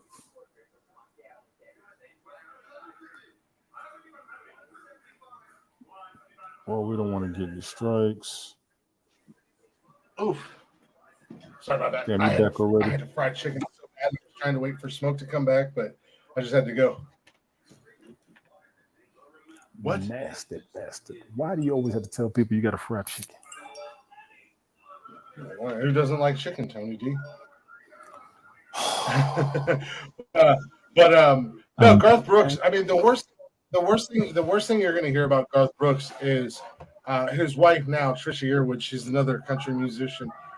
Him and her met on tour years ago, and he was married when they met, and him and Trisha formed a connection, and he started having feelings, basically fell in love with her, but he didn't cheat on her or anything or cheat on his wife at the time or anything like that. He basically told his wife, like, look, I'm sorry, this is what happened. And they got divorced. And then he got with Trisha, and he's been with Trisha ever since. He quote unquote retired from country music and touring and everything like that to raise his kids. And then once his kids were of age, that's when he came back. And me being, I'm a huge Garth Brooks fan. I love Garth Brooks. I love his music. And when he came back on the road and started putting new albums out, I was to the moon excited because he is easily probably my favorite artist of all time. Even though he's a country guy, I think that he relates to a lot of people, a lot of different backgrounds that just listen to his music because he's a storyteller when he writes songs. Right. And he's like an icon in the country music. Like one of the best. He's an icon in music, country music or music or whatever. Because I know his name and I don't even listen to it. Music, Right. I even know. Yeah. So his whole name is George. Hey, Stoic, appreciate you hanging out. Cheers to you. Much love, brother. Be Be safe. good, Have man. a good day tomorrow at work. Thanks for coming through, straight up. Thanks for joining us, man. I appreciate it. But yeah, for sure. Household name. I'm like, once I heard the name, I'm like, I know that guy's name. I know his absolutely name. I'm sure I heard his music, but didn't really. He's definitely an iconic country musician, but I think he's an iconic musician in general. I mean, the Vegas, they're building a goddamn stadium for him. They're building a stadium in Vegas just for Garth Brooks to have a residency there. Well, pretty much he's going to fill it up. People love that dude. Oh, of course. He's going to with these. He came to Charleston a few years back, and I went to the show. He was going to do a Thursday night show at the Coliseum in Charleston, where there's a Coliseum down there. They had an EHL hockey league, like the minor leagues for hockey. And it's a decent sized stadium. It's a pretty big stadium. It's nice. Or not stadium, Coliseum. He was going to do a Thursday night show. Tickets went on sale. They sold out in 3 minutes. Garth Brooks said 3 minutes. Great booking, better promotions. Garth Brooks says, all right, we're going to add an extra show on Thursday. We're going to do a Thursday afternoon show. That sold out in less than 5 minutes. 2 minutes later. Garth Brooks says, I got time. We're going to do a Friday show. Sold out in less than 5 minutes. All right. Saturday night show. Sold out in 5 minutes. All right. Saturday afternoon show. And wound up doing like 5 of them. He was Charleston. At a minor league hockey coliseum. Those shows are already booked. He already knows. They were just fucking. He was just fucking with everybody because the booking has to be a man. But that's just I like that. The first time I seen Garth Brooks was the first time I seen Garth Brooks was in '91, and the old Clippers Stadium. Back in the day, the Clippers were the Yankees minor league team. Right before you went to the Yankees into the majors, you played for the Clippers, the Columbus Clippers. Now they're the Indians, or I'm sorry, Cleveland Guardians affiliate. The old Cooper Stadium where the Clippers played, he did 7 nights. He did 7 shows there in '91. Sold out every single show in '91 when he was still relatively new to the game. Oh, he was Sold like out. He was still a big name. On the rise. All 7 shows. Yeah. Yep. So, and I went to 2 shows. I went to 2 of his shows in '91. I was 10, almost 11 years old, something like that. First night I was like in the 10th or 11th row or something like that.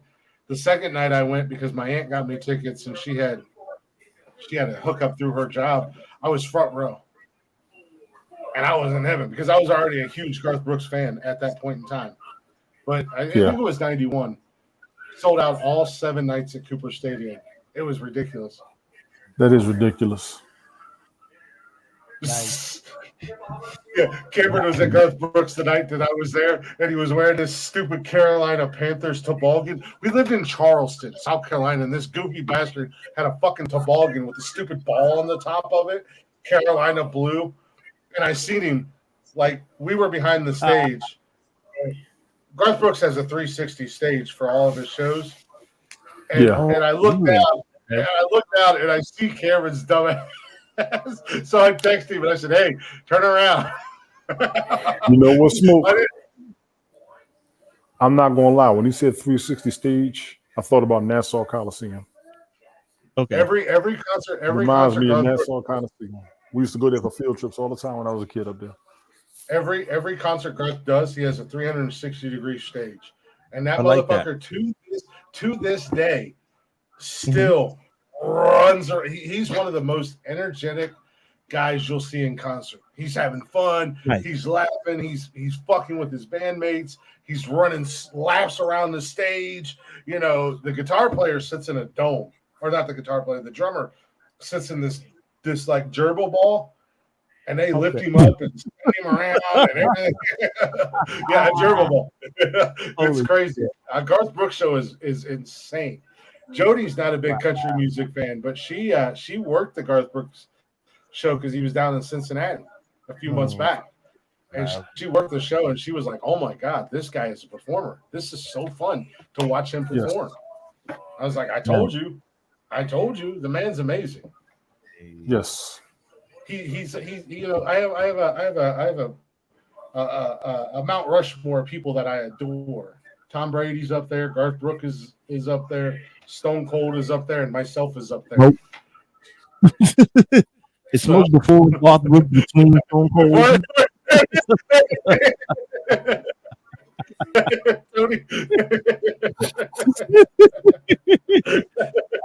I gotta take every opportunity for a cheap promo and shit, right? like that. Squeeze right in. Give me a twin size. I told you, you gotta watch Tony for the reaction. This is why I used to come in and just comment. Wait, I wasn't in his lives. I'd hit him with the comment. I'd wait for the reaction, let it soak in, and then I'm out. Jackass. Yeah. That is my Mount Rushmore of greatness. Garth Brooks, Tom Brady, Stone Cold, and myself. No, in no particular order. It's just, you know, what are you gonna do? No particular order. Eddie Murphy, Darryl Strawberry. Donald Trump. Daryl's. Eddie Murphy, on field, not off field. Right. Eddie Murphy, Darryl Strawberry. Ken Griffey Jr. and then myself. Okay, let's see. 5, 4 on Rushmore. I won't hate on that. I like that, Tony. Okay, it's gonna take me a long time to figure this shit out. I'm gonna say myself. Like all 4, Smoke. Smoke for starters. Everybody else is pending. Like you got some pending. You got like you throw Jordan in there. Okay. We gotta throw Jordan in there. We gotta throw Tyson in my Mount Rushmore. We gotta throw Ali in my Mount Rushmore. Yes. Let's see who else. That last slot is very pendable, like it's real juggleable. So I'll just leave one slot open for like this is like a game of spades. Impossibles. Yeah, possible. And, pending. You just went pending up there. You know, you guys Just, you just drop a billboard that says pending in that fourth spot. Damn. Impossible. Like you got to have at least space for your Batmans and your Boba Fett's and your, you know what I'm saying? You got to leave space for some of those, but there's too many honorable mentions. So I'm gonna leave that last space. That's just gonna throw a tablet in there with the honorable mentions instead of a face on that fourth slide. What up, Jay? I mean, I guess when we're gonna bring in comic books characters, we can add a fifth slot.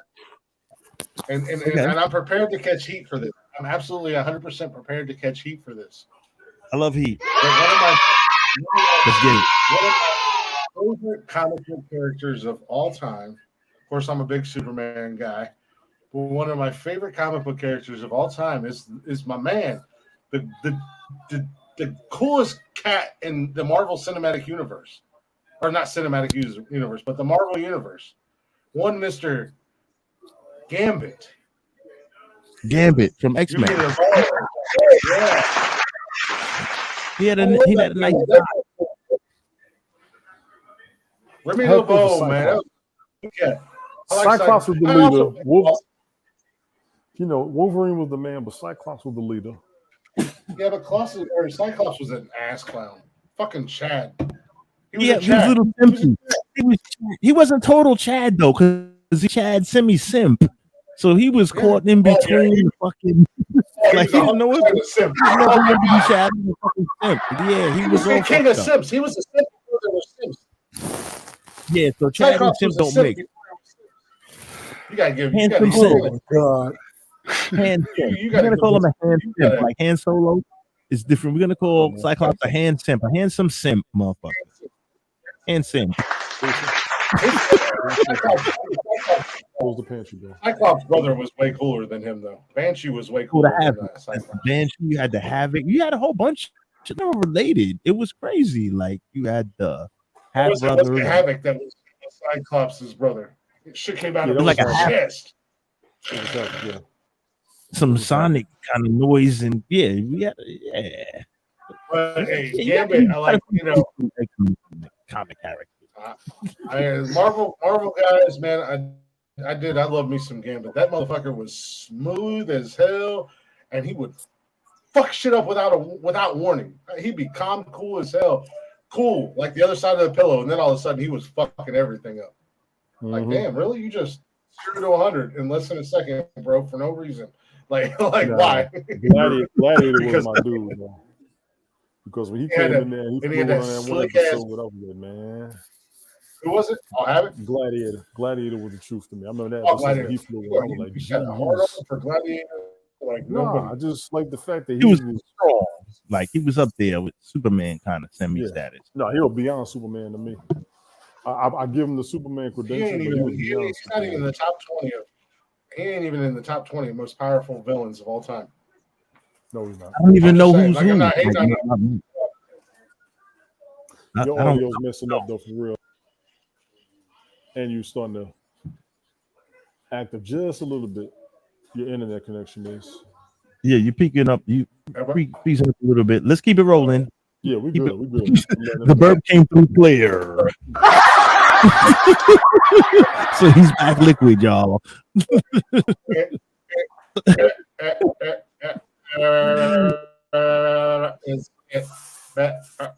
till you see the replay. You are going to hate yourself.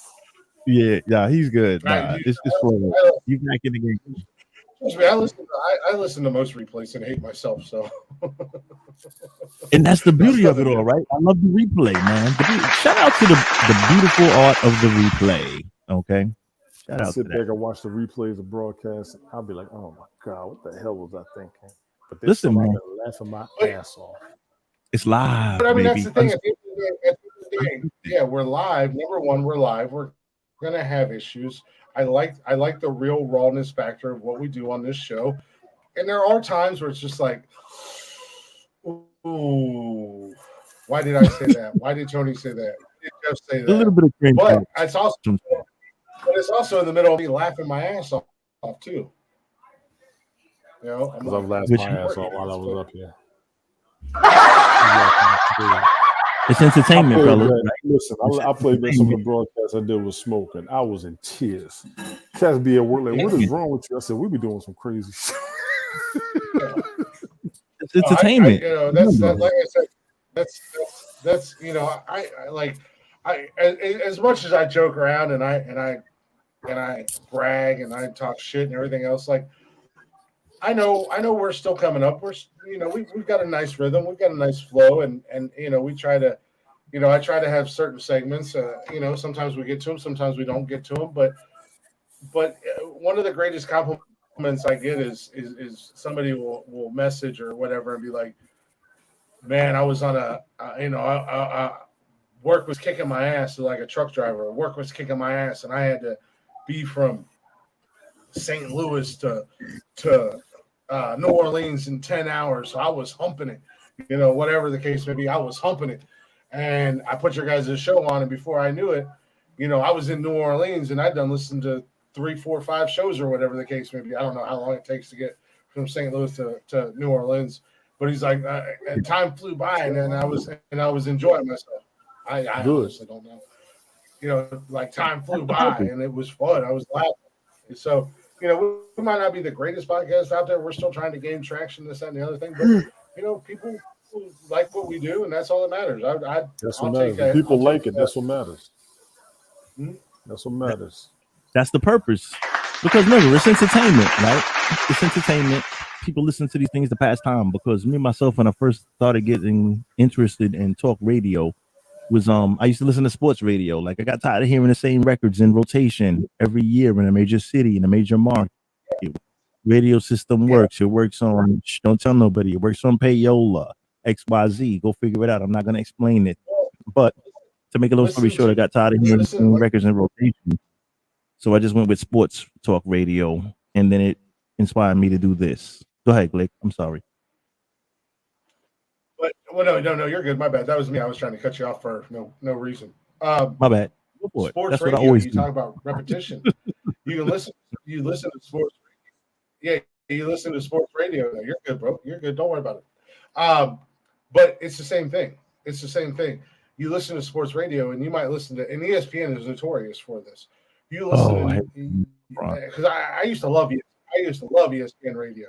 And I would listen to it all day, every day. Now, I've had the radio bug for years and years and years. I mean, almost 20 years ago, I actually had an opportunity to work in radio and be on a morning radio show. But I listened to people who told me I wasn't good enough, or it was a dumb dream, or you can't do that because you have a family, blah, blah, blah. But I had an opportunity to be on one of the top-rated morning shows in my area that knocked Howard Stern and Anthony Opie off their platform, off their pedestal. They were better than both of them in the ratings. So I mean, those are if you're a talk radio fan, those are your top guys. Yep. For us being our age right now, your top guys were Howard Stern. Howard Stern is always going to be the guy. He's the guy. Opie and Anthony when they were together. It was him and the guy that got in trouble with the best. But Imish, you had Stern, you had a bunch Stern of and Imish were the big guys. Yes, they were the big Rush guys. Limbaugh. I would love to do talk radio. Sway Rush got on my nerves, but he had an audience. Jesus Christ, that dude had an audience. Yeah, but I'm just pissed. saying, I threw away even Sway. I mean, Sway has built a career, and I like Sway. I like Sway. I like what he does. I don't listen to it all the time, but I like his show. I like how they bring people on there and they do the freestyle raps and stuff like that. I really like Sway. I like Sway back when he was on MTV. Sway's awesome. I was like, I like this guy. Yes. That's cool. I got two of his CDs. I listened to him on satellite radio.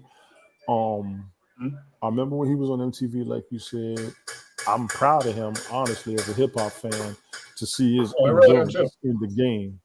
Yes. as well as Heather B, as well as LL, as well as Latifah, as well as Will Smith, as well as Ludacris now. Yes. Ja Rule did his thing for a little bit. So to see these people go beyond just one, like everybody used to always say diversify. Wu Tang was real big on saying diversify. And everybody in business know you can't have just one source of income. You got to have multiple streams, and you can't throw eggs in one basket. Even when I do so many different broadcasts with everybody, like I told them, I've done my own thing. I did a lot of it on Haps. So when people invite me to be on board, I got no problem with it. When I do my thing, y'all are welcome to come through. But Yeah. Mm-hmm. And I throw it out there. You People can watch mine like I watch yours. Mm-hmm. You can do your own thing, and that's kind of like what I would be like. You can do your own thing, but you can also fit in on with anybody else and kind of roll with what they do and have fun with it. And that's how I've always tried to be myself personally. And it wasn't, and I'll be 100% honest, it wasn't until Haps, as much as I shit on Haps, but it wasn't until Haps I went from doing my thing and my thing solely to coming on to Haps and meeting Tony, meeting Smoke, meeting Ted, meeting Michael, meeting Brian, and coming in Tara. I love that one night that we got to come in and play Uno together. I mean, who would ever thought you'd have 4 or 5 people playing Uno together? Yep. Coming in and playing Uno, just having fun. And that was I had fun doing that. So it wasn't until I came on to Haps where it's like, I can do my thing and I can have my brand, but I can still make connections with all these other people. And Tony, like I said, bringing you on was something I wanted to do after you and I became friends and doing shows together and watching your shows. And it was like, Jeff and I started doing this. I was like, I gotta get Tony involved in this. How do I get Tony involved? And then organically, Smoke and I've been talking for a hot minute about doing shit together. It just hasn't quite worked out yet. And then the opportunity arose when Smoke was in here with us a couple Mondays back, and I'm like, Smoke, why don't you become the newest member of the Nonsensical family? You come up in here on Mondays. You don't got to worry about the 3 shows. You can do the Monday shows with us, and we can do our damn thing. So, but the talk radio thing has been a dream of mine. Podcasting has been a dream of mine for years. And like I said, I had the opportunity years ago, and I kind of let it go because I listened to everybody else around me instead of chasing after it. So, but same thing, I used to listen to certain broadcasters. I listened to ESPN, and I was like, I could do this. Hell, I could do a sports show for days. I could do a damn sports show with ease for days. But ESPN became very redundant. Very redundant. You had a new show every 3 hours. Damn day. They cover it so deep. I don't even want to try. They cover sports so deep. I don't want to try. ESPN, the NFL Network, Fox Sports, and this is no disrespect to them, but how many more stats does anybody need to hear? You can't help but be repetitive and redundant in sports radio because there's only so many sports stories a day you can report. Yep. Especially when the season is not in play. Yeah. There's only so many sports stories to commentate on. Yeah. Yep. Yeah. Well, it gets busy when you got 3 leagues going. Like, you have to remember the NFL Network, and I don't know how often you guys watch the NFL Network outside of the NFL season. The NFL Network, they have something a little bit nice that they're doing that's a little bit ahead of, since they are solely dedicated to the NFL. In the off season, they bring you NFL news and they bring you this and that, but they also have fun. There's an entertainment factor to the NFL Network. They're hosts of their shows, and their special guests or the guests they bring on shows and stuff like that. They bring an entertainment factor. So they're talking about off-season football shit, but they're also just randomly just bullshitting and having fun, making fun of each other, fucking around, doing this, doing that. So they do. This is true. Able to capitalize sounds familiar on that aspect. Yeah, and that's what I always said I wanted to do. When I've always done myself personally. I've always done, whether I was on Periscope and I was doing Vape and Chill, or I was doing the Blick Show, or then I went to. You're wearing a fake belt. You're wearing a fake belt. We'll see how fake this belt is when it's imprinted across What your he's forehead. saying. He said, "We'll see how fake the belt is when we put it across your forehead." It doesn't matter about its weight. It's about how it looks. It doesn't matter. The greatest championship belt of all time. Put the rock on you. He said it doesn't matter how it looks. I said it doesn't matter how much it weighs. I said it matters on how it looks. Oh, I never hit a kid with a stunner, but I might have to hit a kid with a stunner tonight. Stop smoking before that. Cold Glick stunner, and that's the bottom line, because Glick 316 said so. Oh, hell yeah. He said, no, it's true. He said, wait. He said, stop smoking that smoke before your fake belt melts. You're kind of crazy. Eat your food, boy. Eat your food. Go. Tell Jason I'm coming to Georgia. And all that plastic comes off. You better be ready, Jason. I'm coming to Georgia, and that's the bottom line. We're gonna see how fake this belt is, son. This ain't what you want, kid. Just remember that. I want all the smoke. All the smoke. I'm coming to the barbecue, and I want all that smoke. Promos. I love the promos. Promos. Slam.tv coming soon. Promos. TV coming. 3 M's. They won't allow me to get 1 M. You will. It's okay. Get 3 M's on there. Really? You got dabbed on. Oh, that's his ring outro. That's like a dab. This is outro. Yes. You dabbed on me. Jason, we about to go. Go over there. You're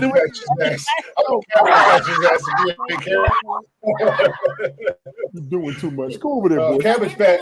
Cabbage patch all up in there. You know, I'm done. You don't want it. I'm going to Georgia.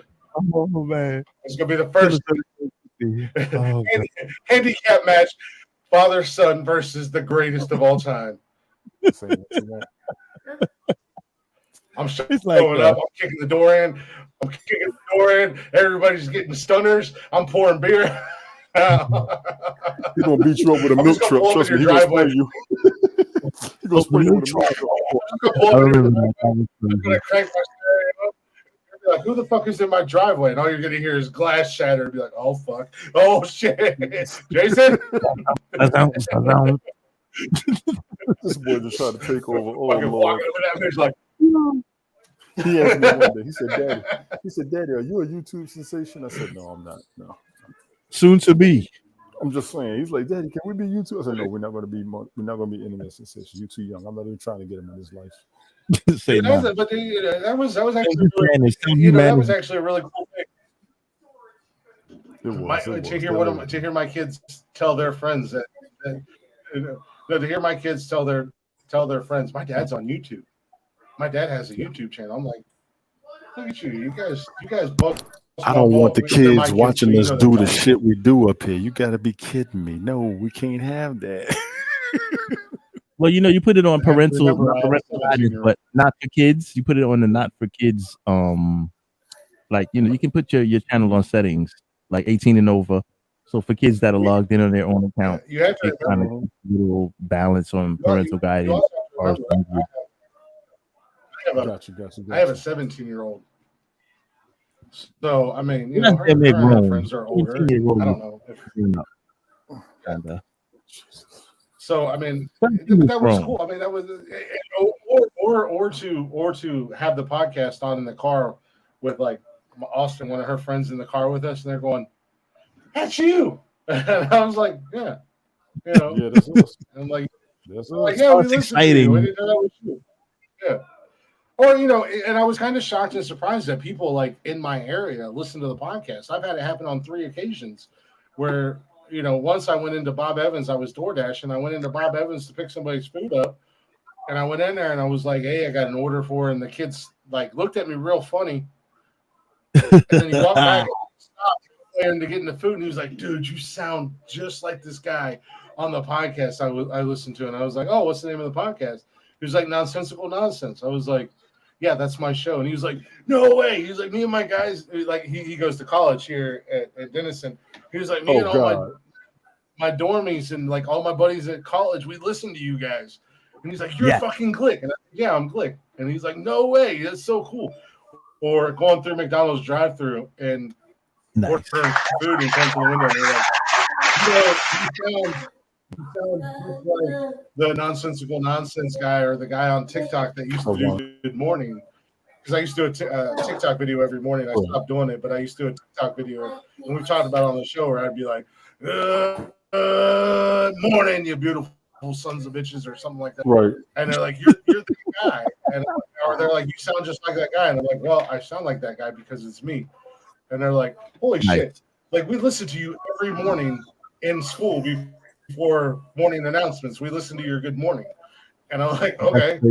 And that's what's up. Right. My vape, one of my vape shops that I go to, when I went in there one day, and they asked, they're like, oh, what's your number? And blah, blah, blah. And they asked for your email. And I gave him my email. And he's like, I listen to a podcast where the host name is Glick. And I was like, is it Nonsensical Nonsense? And he's like, yeah. And now him and I become friends. There you go. There's a guy that works at the Verizon store who is a fan of us. And I just haven't had the chance to pop in there.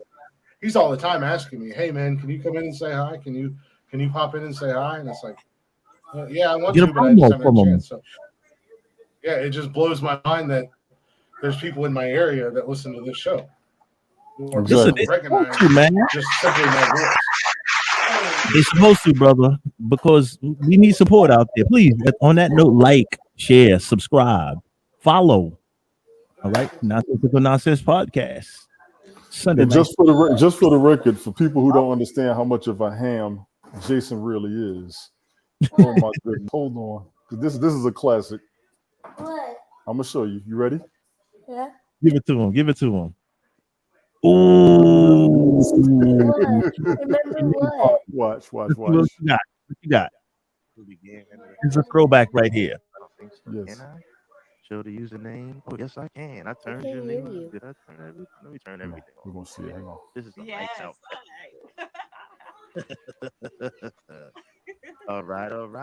Yeah. In the building. Let's see. Back it up, Tony D, so we can catch the whole. Let's see the set it down and get the whole nice kitchen. Nice kitchen. You disguised as a kitchen. Nice kitchen, this motherfucker. I was like, you disguised as a kitchen cabinet. What in the actual blue fuck is going on? They go smoke hitting the buttons. Bring it back. Stay right there. Well, that's my last up an equal version photo for the record. Oh, Batman. Nice. Look at Tony. Hell yeah. Tony and my little dude. That's awesome. Look at your face, Jason. Look at your face. Serious A.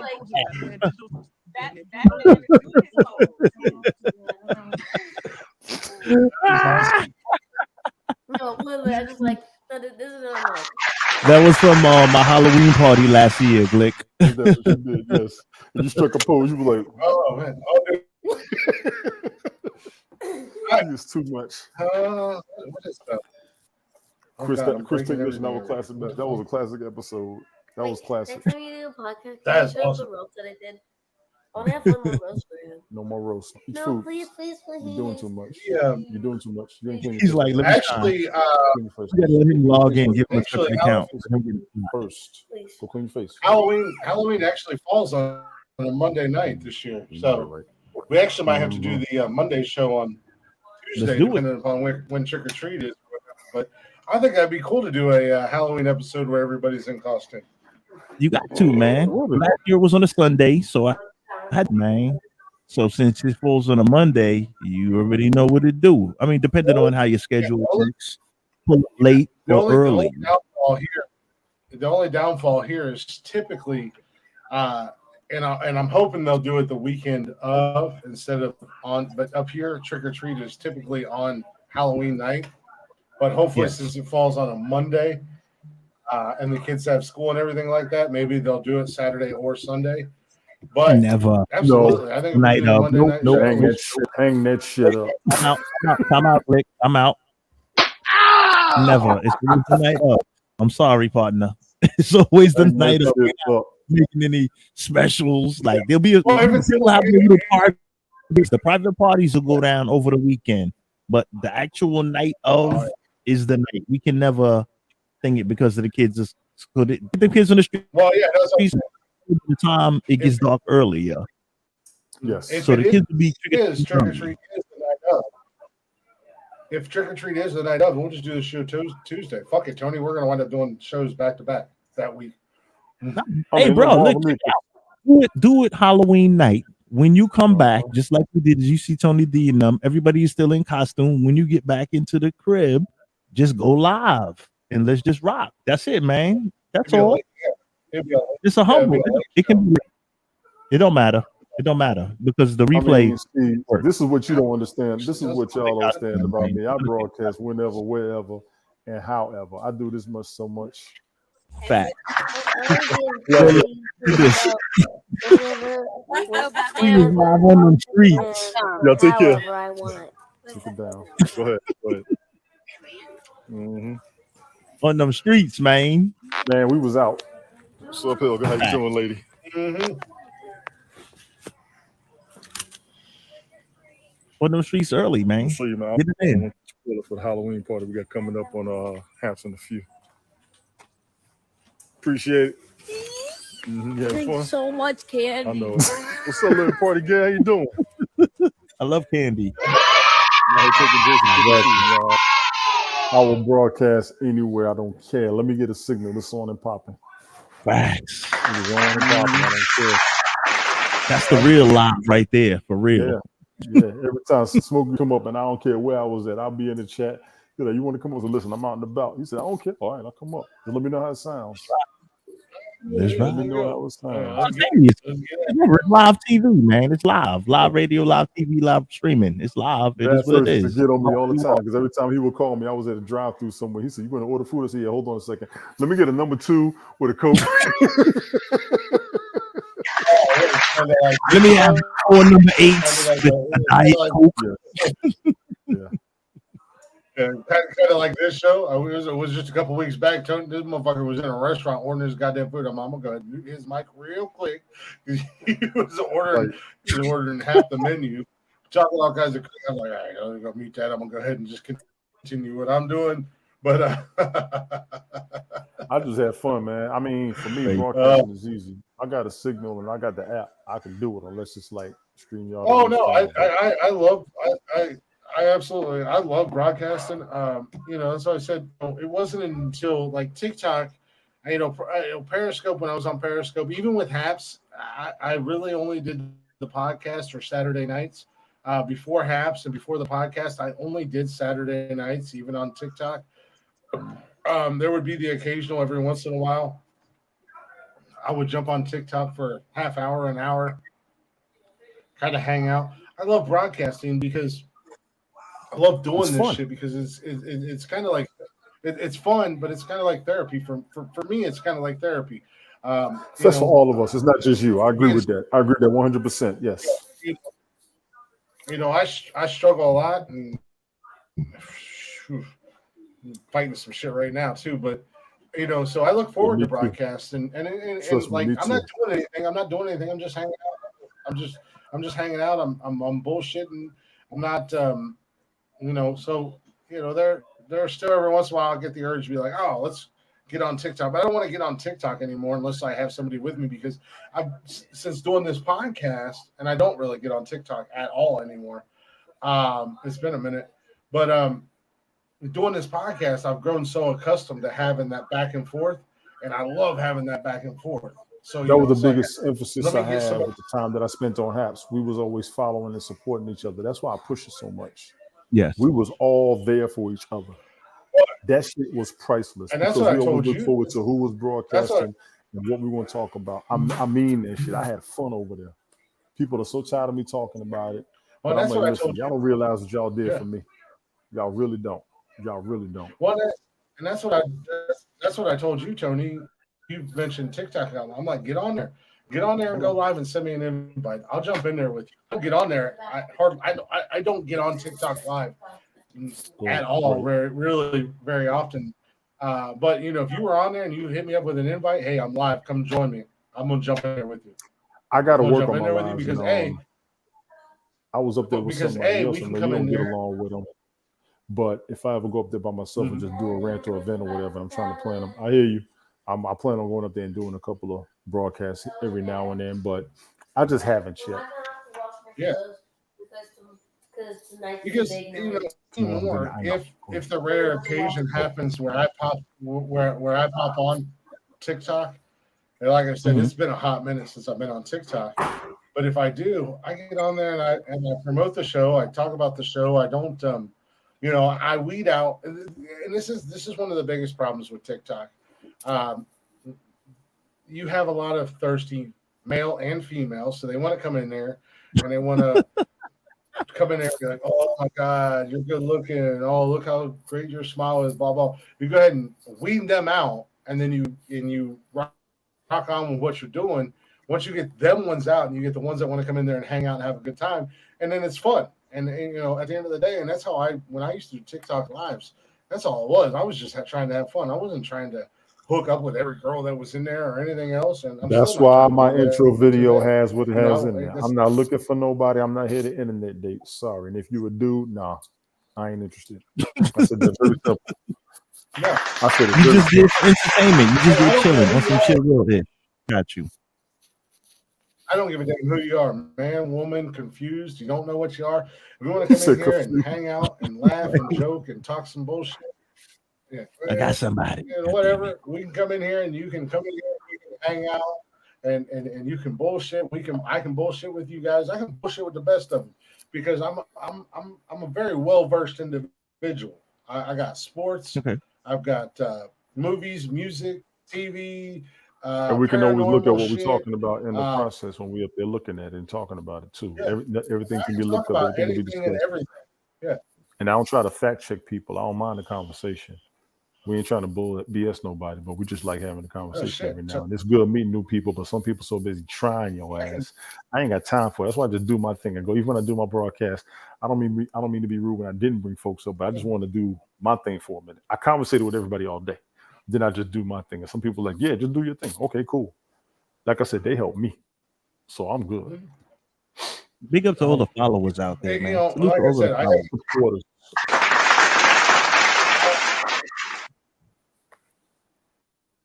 I haven't been live for a minute on TikTok, but when I did go on our TikTok page, or fuck even my TikTok page, especially now, if I do happen to go live on ours, it's just, hey, not only are you guys seeing what you see here, but if you like what you see here, come hang out with us on Monday, Wednesdays, and Saturdays, or listen to us on Spotify because I got my boys with me. I got Jeff and Tony with me. We got Smoke with us. Whoever, sometimes Tim will pop up in here. We got people. So if you like what I'm doing, you're going to really enjoy what we do as a whole in the nonsensical. And I say this because as much as I brag and I talk shit and I come off egotistical, but when I say nonsensical nonsense, even though I've been dubbed nonsensical, everybody calls me nonsensical. It's not me. It's all of us. It's the nonsensical family. When you come into one of these live shows, it could be me, Tony, and Jeff. It could be me and Tony. It could be me, Tony, and Smoke. Tim could be here. It could be Tony and Smoke. It could be Tony and Jeff. It could be Smoke and Jeff. You never know who you're going to get when you roll up into Nonsensical Nonsense because we have a family and we have individuals that'll run a show and have fun and do what we do. So be right back. Go ahead. I promote us as a whole, and that's why I told Tony with the fantasy football thing, and I told him, I said, you can do it on here. I would love to have you do it on here.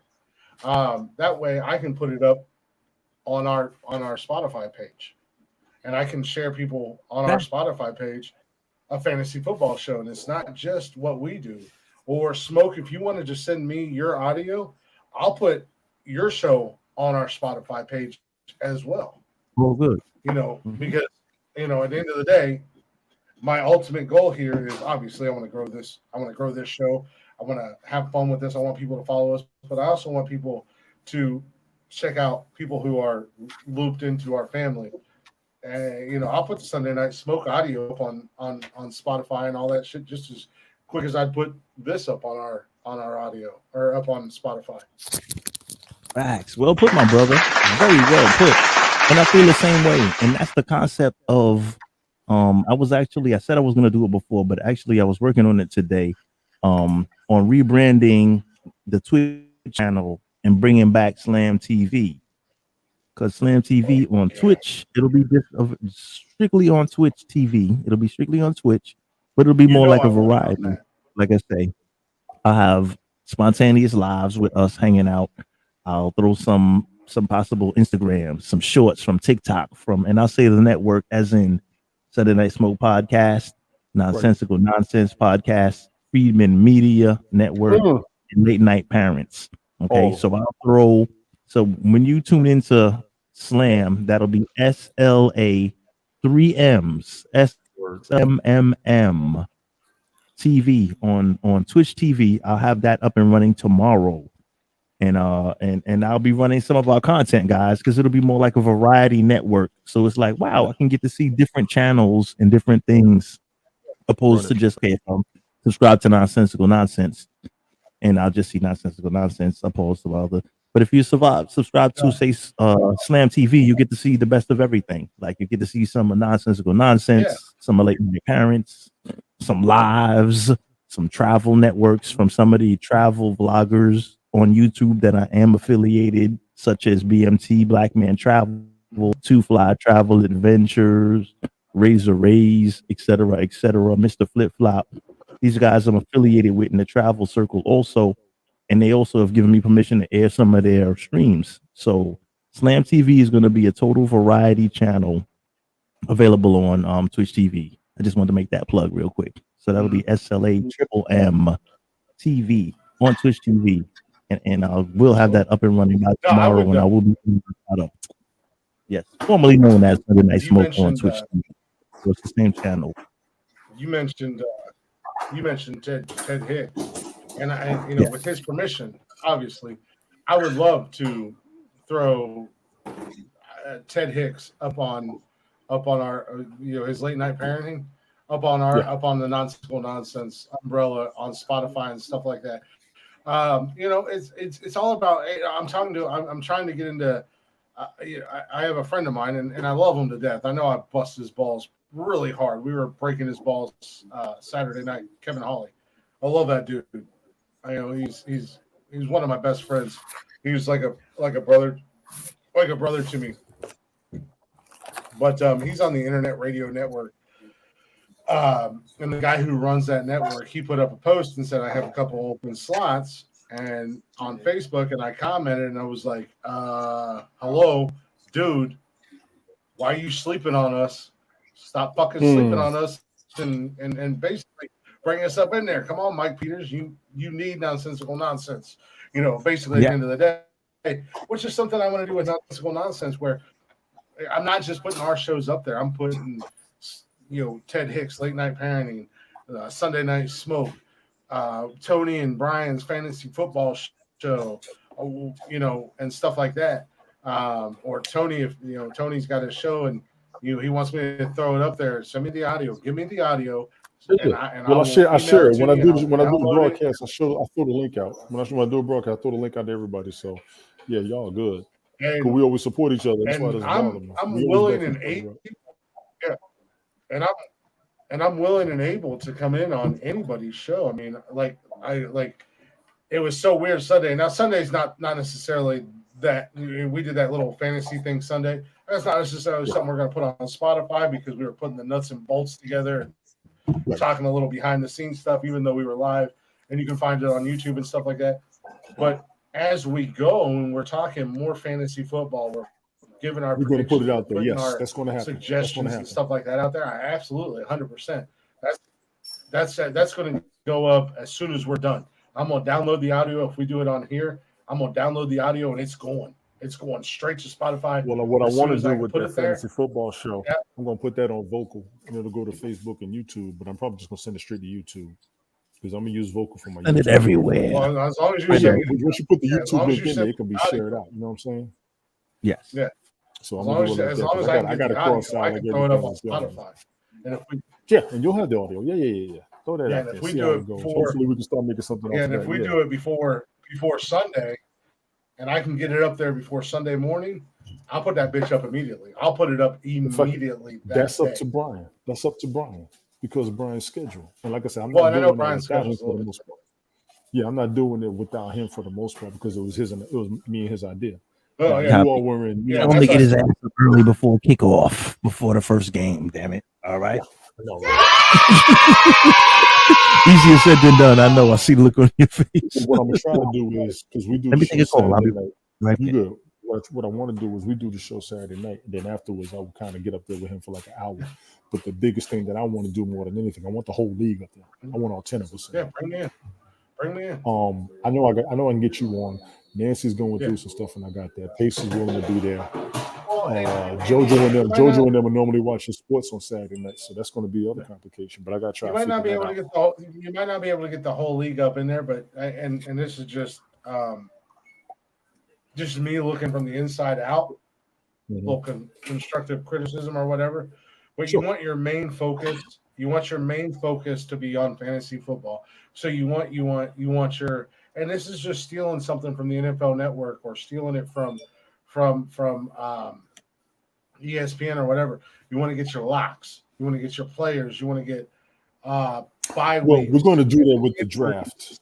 We're going to do that with the draft. But as the season goes and the fantasy season goes, everybody's going to look at how they're going to do things. I don't necessarily want to do it like everybody else. Of course, we're going to have the rankings like everybody else, but everybody's going to have their own idea on what they want to do. That's what's going to make us original. We're going to have we're not going to do what everybody else does. What I would suggest is don't do what everybody else is doing. This is solely based off of our opinion. And it was harder for me Sunday because the whole league there. Exactly. Yeah. Sunday. As much as I enjoyed it, and like when I was with Ted, and I haven't got the opportunity to come in live with Smoke yet, but I can't wait to come into Smoke's live. It was hard for me Sunday because I had to sit back and go, okay, I'm not the host. I'm not carrying this. I'm the co-host. No. So you wasn't gonna carry me. No, I got it. Pump my brakes.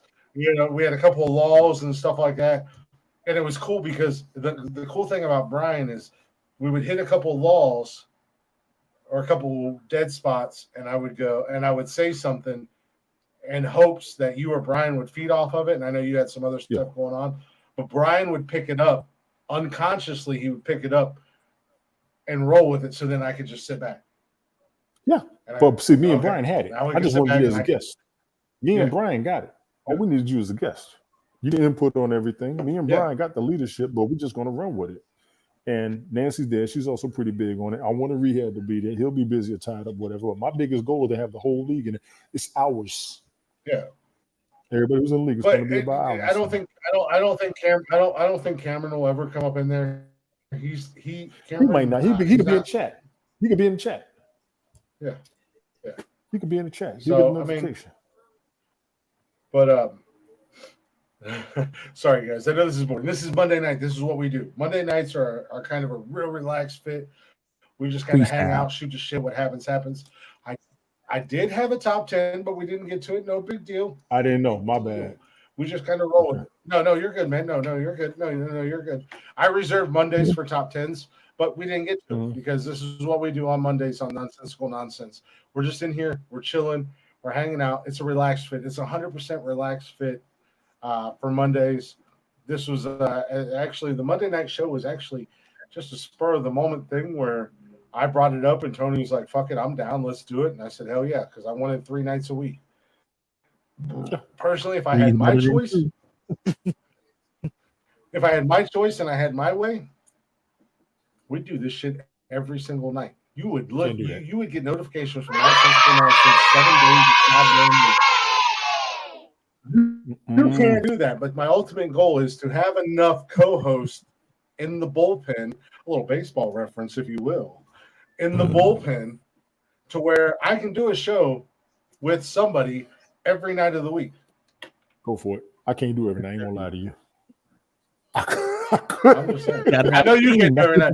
That's why you gotta have a team, right? There you go. Yeah, bullpen. That's what I'm trying to build. Bullpen. So, Monday nights is me, Tony, and Smoke. Tuesday nights, we got me and Tim. Wednesday nights is me, Tony, and Jeff. That's Monday, Wednesday, and Saturday. That's our foundation. Monday, Wednesday, and Saturday is our foundation. So Monday night is me, Tony, and Smoke. Tuesday nights, maybe me and Tim. Wednesdays, we got the foundation in here again. Thursdays, it might be me and I'm just gonna throw names out there. Me and Jay Money. Friday, me and Ted Hicks. Shout out to Jay Money. Fridays, man. me and Saturday we finish out Read the comment. Week. Read the comment. Where's the Read the comment. Cam said he's game. Look at Killer. Cam said he's game. Ready. Killer might be game. Oh shit. All right. Cam said he's game. There you go. And then there you go. Saturday. Okay, so we got Monday night, the foundation. Me and you, Smoke. Wednesday night, the foundation. Me, you, and Jeff. Saturday, foundation again. We got our 3 points to hold the rest of the week together. Sunday, I don't do shit Sunday. I'm the co-host Sunday. Fantasy football. I'm the co-host. Fantasy football. Cameron, she's gonna be like, you said. She's like, those are big plans, young man. Like, where? I got big plans. Manager, and I know that we can do it. Oh God, I didn't. Yeah, that's what we gotta do, man. We got to consult with road management. We got to consult with road management, Glick. We got to see if the scheduling. We gotta consult with road management, and we're gonna set up the. Now, what's crazy, Smoke, is we already know we can do every night. We already know. Oh, wait a minute. When's he coming? It's gonna be a business. It's gonna be a matter of fact. It's gonna be effective with what we got going on. So he got to schedule a show. We can be in the audience so we can come up. You know what I'm saying? Yeah. Well, no, I want to come up so bad on a Smoke show, but this motherfucker keeps fucking me up because he just randomly comes up and I'm like, "Where's the invite?" He's like, "I'm not even live. It's just no. I'm only live on Sundays. My birthday. On Mondays. Anything else is just a toss out. Just because we backlogging shit. Like sometimes when I'm in between time and I'm trying to do some thumbnails and I'm working in the studio, if I feel something that I see on YouTube and I want to do a quick response video, I'll just do it real quick. But I'll have them like backlogged in my StreamYard catalog. So I want to kind of get some of them shits out. Like let me just. But I'm only live on Sunday nights, Glick.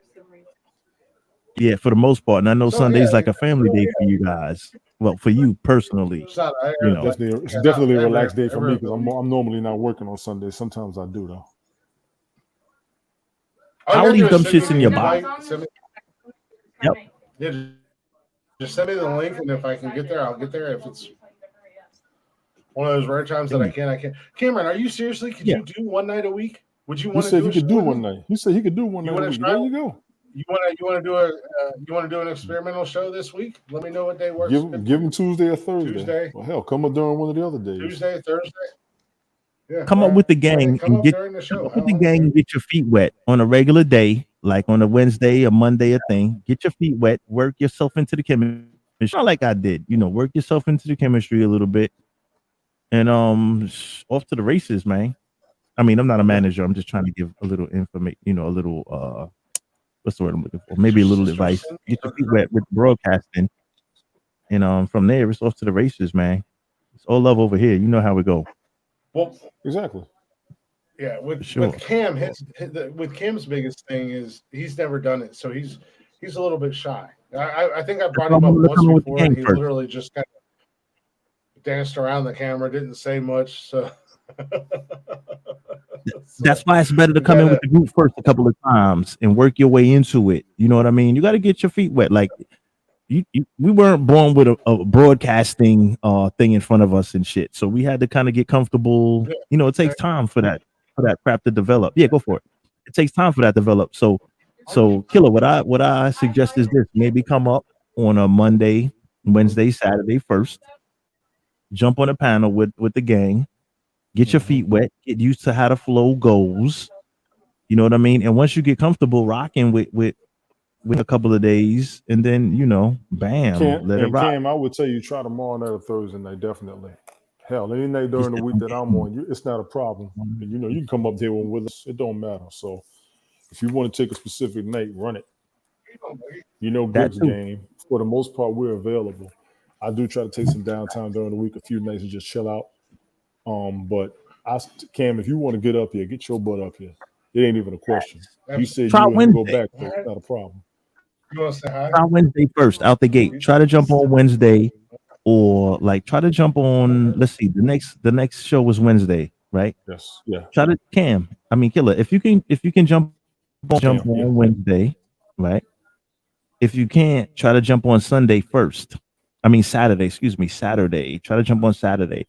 But like I say, get your feet wet. If you're not totally comfortable yet, jump on with a few people on the panel the first. Doors open whatever night it is. Yeah, the doors open whatever night it is. Just get your butt up in there. So it ain't even a question, man.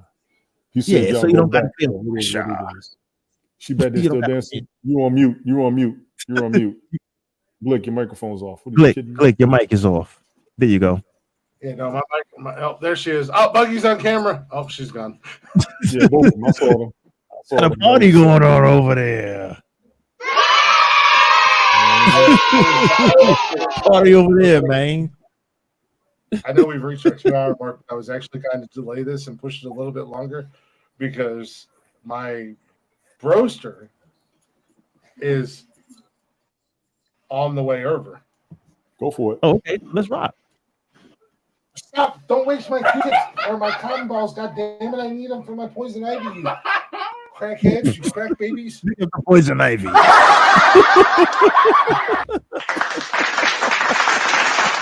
Get well soon, my man. You'll be all right. Go ahead and handle that, bro. You good. That's great. We could roll, man. Go ahead and handle all that. Your internet's acting up anyway. And I know you hate it when your show ain't perfect. Yeah, but me and Tony still liquid for some strange reason. Like you getting little here and there. Yeah, it's his internet and where he's at. So I understand that. It's all you were on the show, Buggy.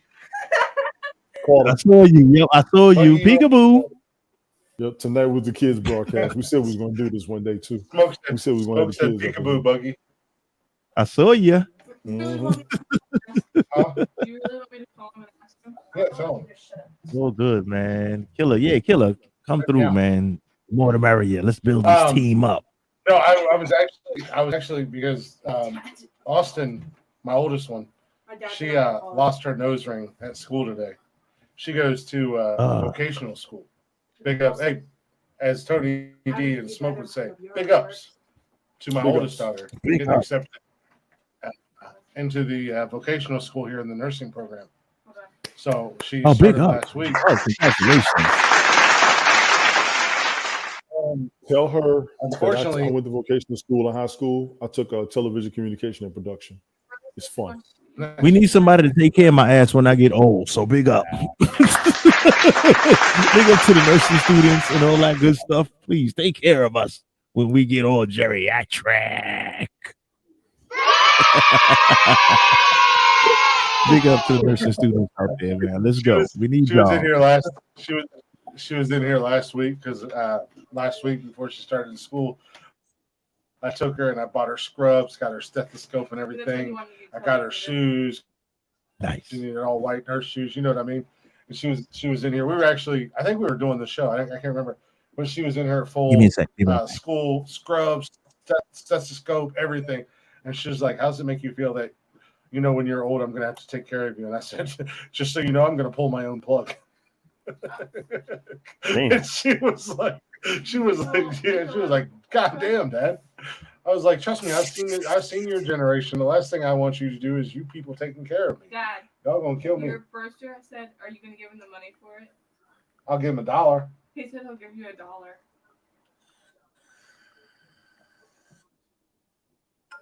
Get him. I ain't saying nothing. Get him. Get him. If he has change. Yeah, we do need to wrap this up. I got to get him ready for bed. Yeah, I'm trying to get my broster over here so he can make an appearance on the show because we've talked about the transgender thing on the show, and I'm the only one who legitimately has a transgender person that can speak on it, and that can. You got somebody in your family that can speak on it. I know one. I can Yeah, my broster. You bring him some of the stuff Yeah, that you you told have. me. I remember. He used to be my sister's, now my brother. So he's coming over here to bring because Austin lost her nose ring at school today. She got her nose. Right. I got her nose pierced for her 16th birthday, and she can't wear it in the labs, so she lost it. she has an earring in her nose with a big rubber stop on it, so you can see it plain as day in her nose, and then her nose is all pushed out and all wonky ass look. And it feels like I do too. Don't touch me. And I can't, I like, we can't run up and buy you a new nose ring until maybe tomorrow. So she was asking her friends, and one of her friends said that she might have one. And then apparently Nick, my broster, says he has one that he can bring over to her tonight. And I was like, oh shit, let me see if I can keep this show going long enough until he can come on here and I'll introduce everybody to his goofy ass. Oh, he's bringing me But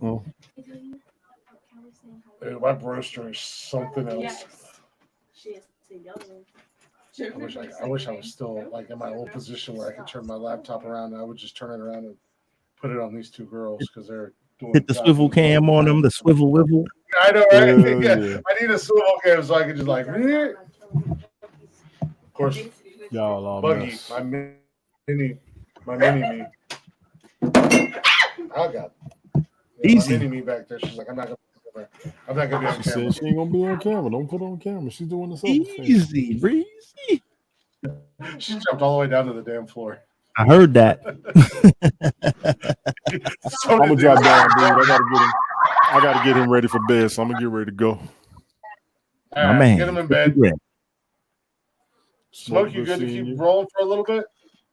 Yeah, it's on you, man. We rock and roll. I gotta Y'all hold down. Appreciate it, Cam. Get your butt on the show. It don't matter what night. The door is open. Yeah. You already know. Yeah, Big Cam. said you good. So all of y'all in the chat, appreciate Oh, no. everybody coming through. I will holler at y'all soon.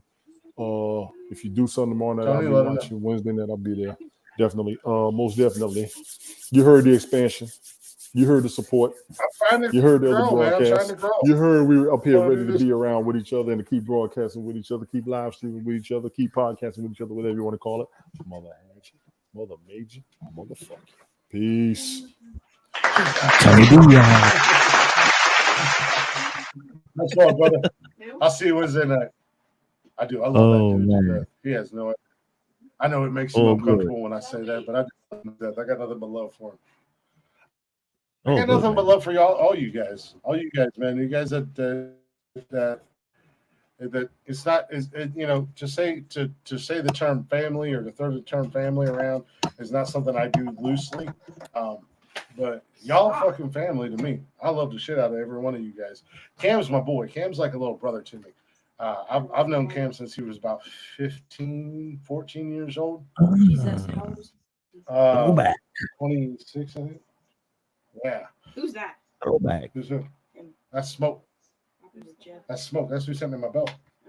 What up? What up? What up? What up? What up, fam? What's good? It's your cousin from New York, damn it.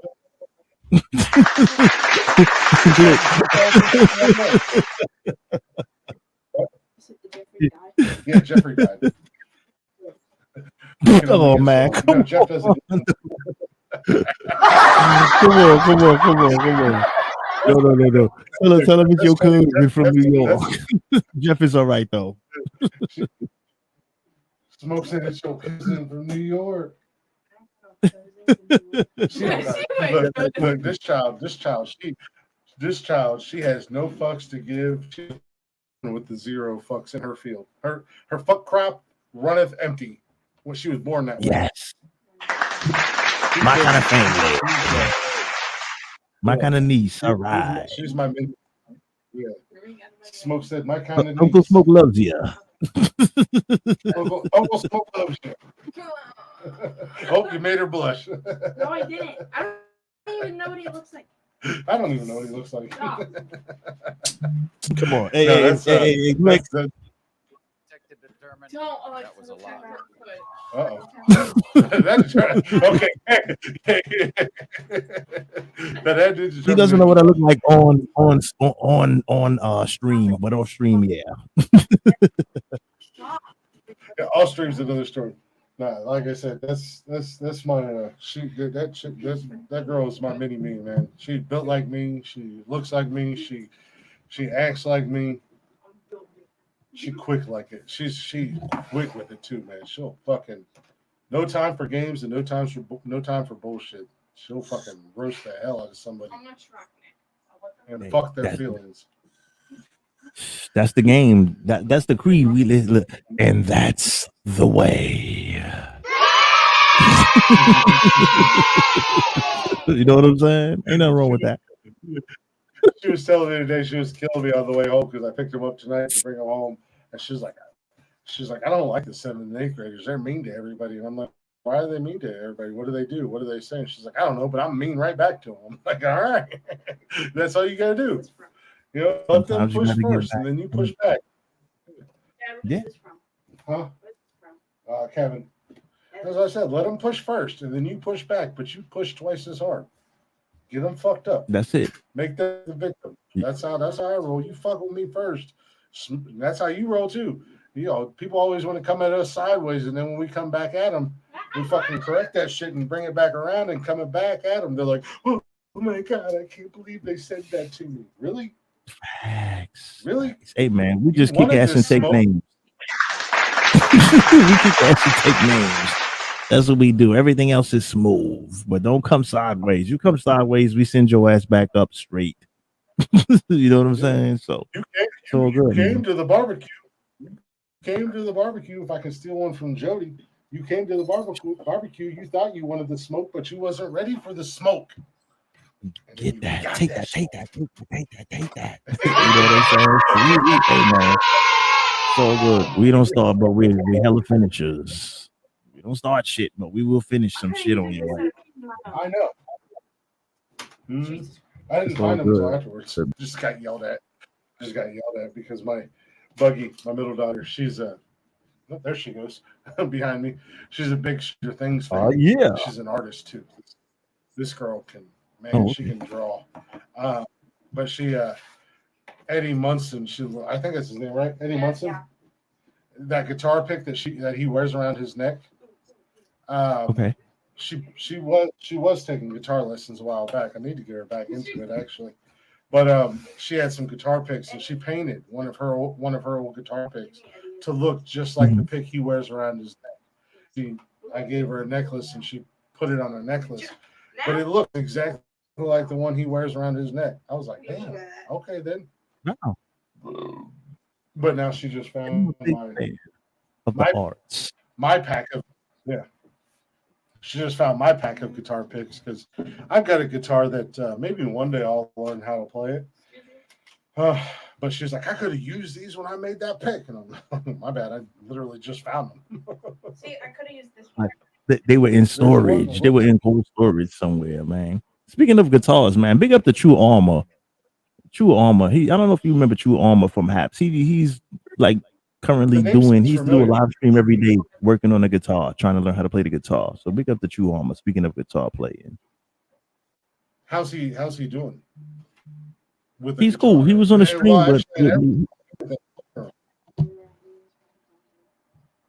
I'm sorry, that last part broke up a little bit. Yeah, I know I've seen him on True Armor. The name sounds so familiar. Yeah.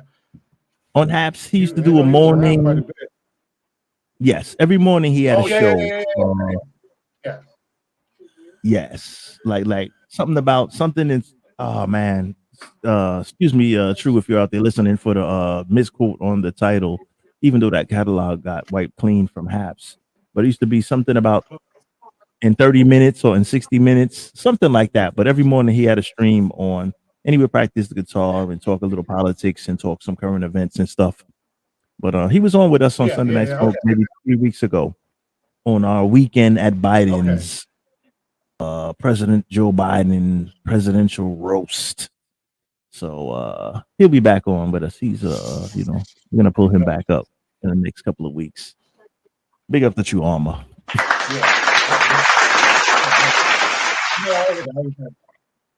Why do I know that name? I know that damn name. Why do I know that name? You know him. You've seen him before. Oh, he had a daily show on our network. He was daily. He had a daily morning show, 6 a.m.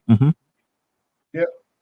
I followed him. Yeah, I know he was one of those guys I followed. Speaking of, just a real quick update on how people are doing.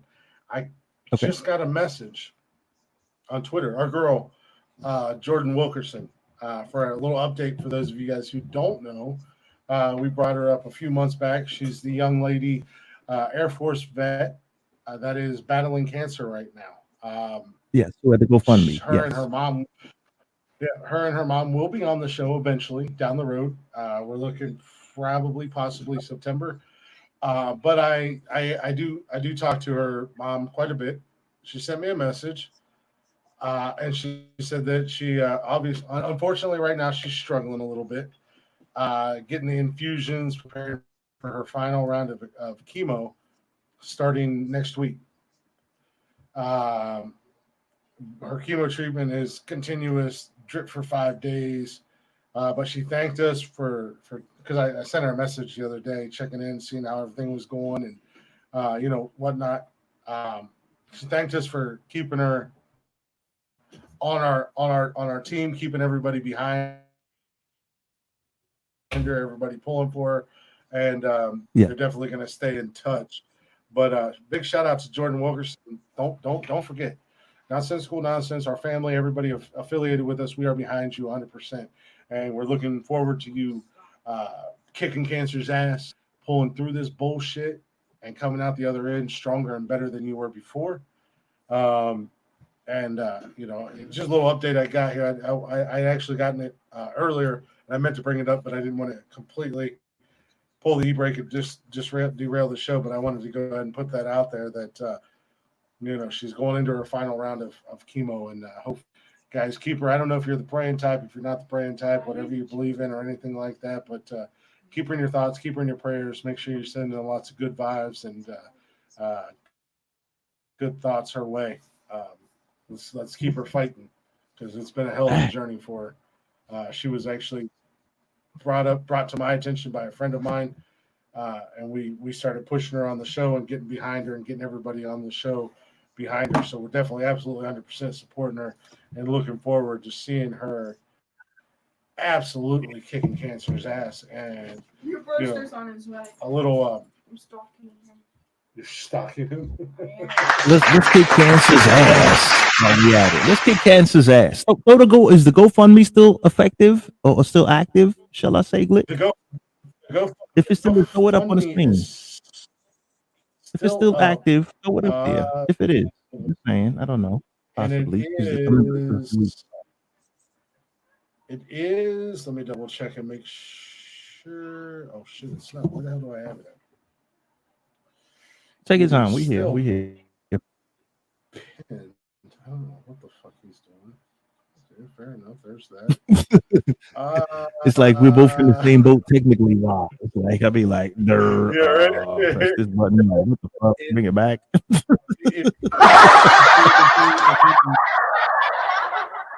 If you go to our Facebook page at Nonsensical Nonsense, it is pinned to the top of our page. Also, if you're watching us live, I thought I had the actual. I have this. I thought I had the actual link. Jordan Wilkerson at GoFundMe.com. It does look like it is still active. Let me double check before I speak out of turn. Come on. Yeah, there you go. Yes, it is still active. And if you can't donate, that's okay. Don't worry about it. Nobody's asking you or begging you for money. Just share it. Share it out. Put it on your social medias. Let other people see it. If you do want to donate and you want to donate anonymously. Anonymously. Words are hard. Words are hard. I will never put my PayPal account up there for you guys to send me or us money, but PayPal at Nonsensical Nonsense. If you guys want to send money, every dime will go to her her GoFundMe. I'm not going to keep anything for myself other than what PayPal keeps. Everything is every penny is going to go right into her PayPal account at PayPal Nonsensical Nonsense or Jordan Wilkinson on GoFundMe. You guys can do that. Hit her up. All right. You know, she definitely deserves it. She's a young lady. She's an Air Force vet, military vet. Unfortunately, she had a couple incidents, a couple accidents. She had to retire early from the Air Force, but she was continuing her education in college. And just a little brief.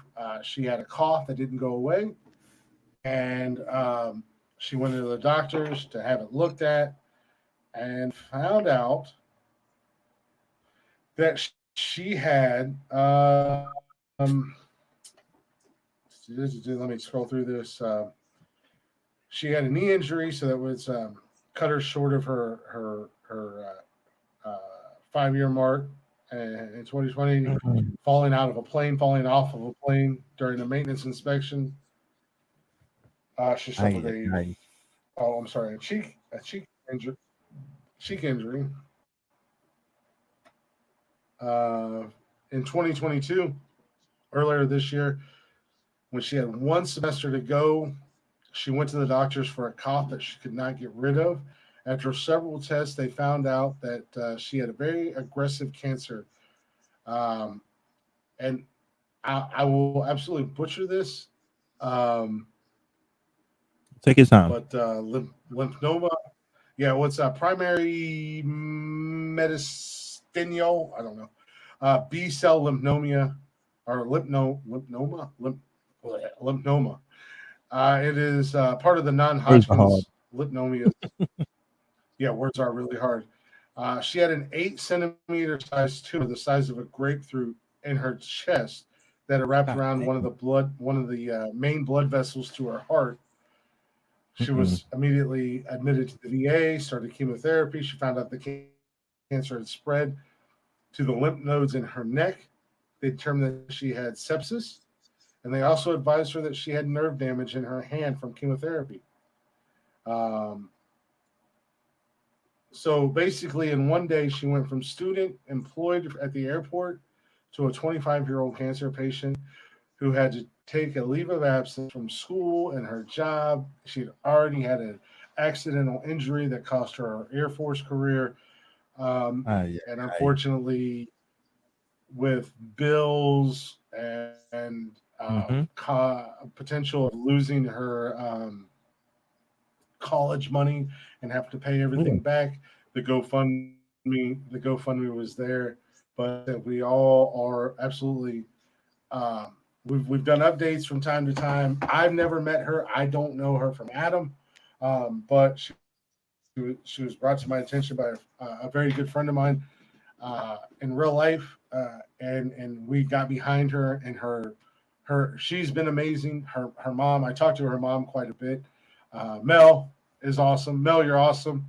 And to the point where once everything's all said and done, I want and I offer to them. It's totally on their time frame, their schedule, whenever they want to come on the show and let Jordan tell her story firsthand and not me reading a secondhand account or anything like that. What? I think your brewster's here. Okay.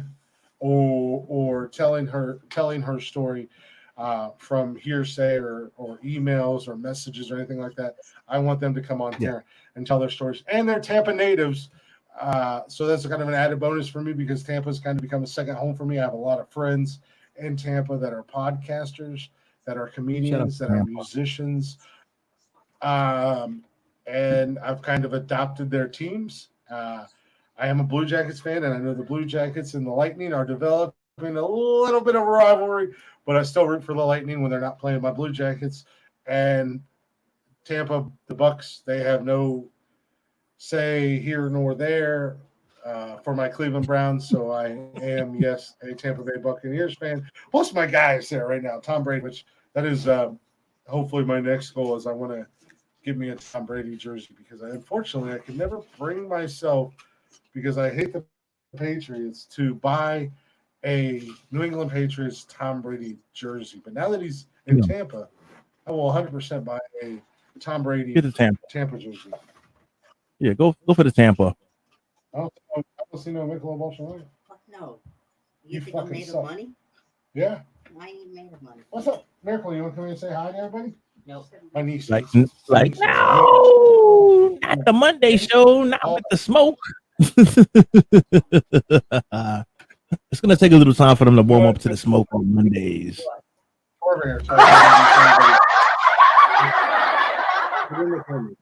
There, I ain't no chick ass. What up? What up? That's my broster. So, What's good? What's good? How you, that's bro? the brother formerly known as. So what's good? How you doing? good. That's my brother formerly known as my sister, like Prince.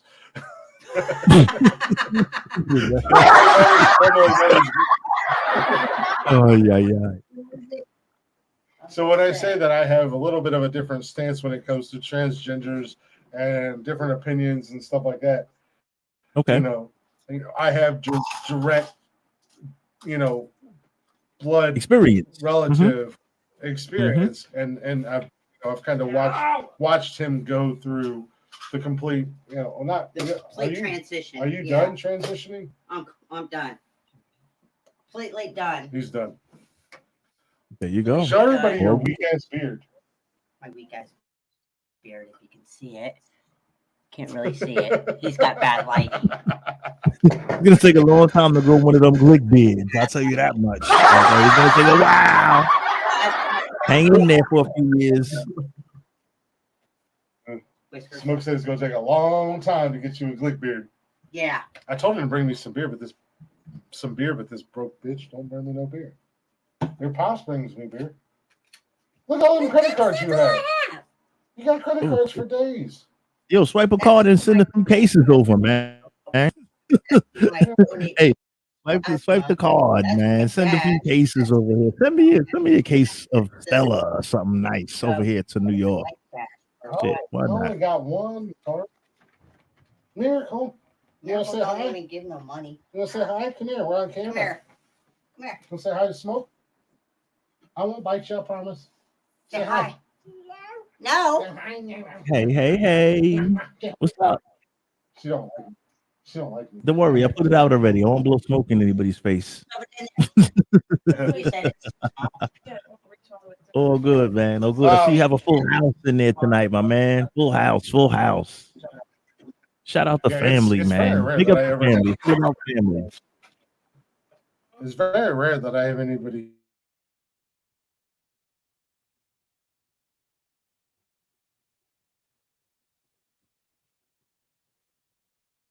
Full House. This is like the remake. This is 2022 version of Full House.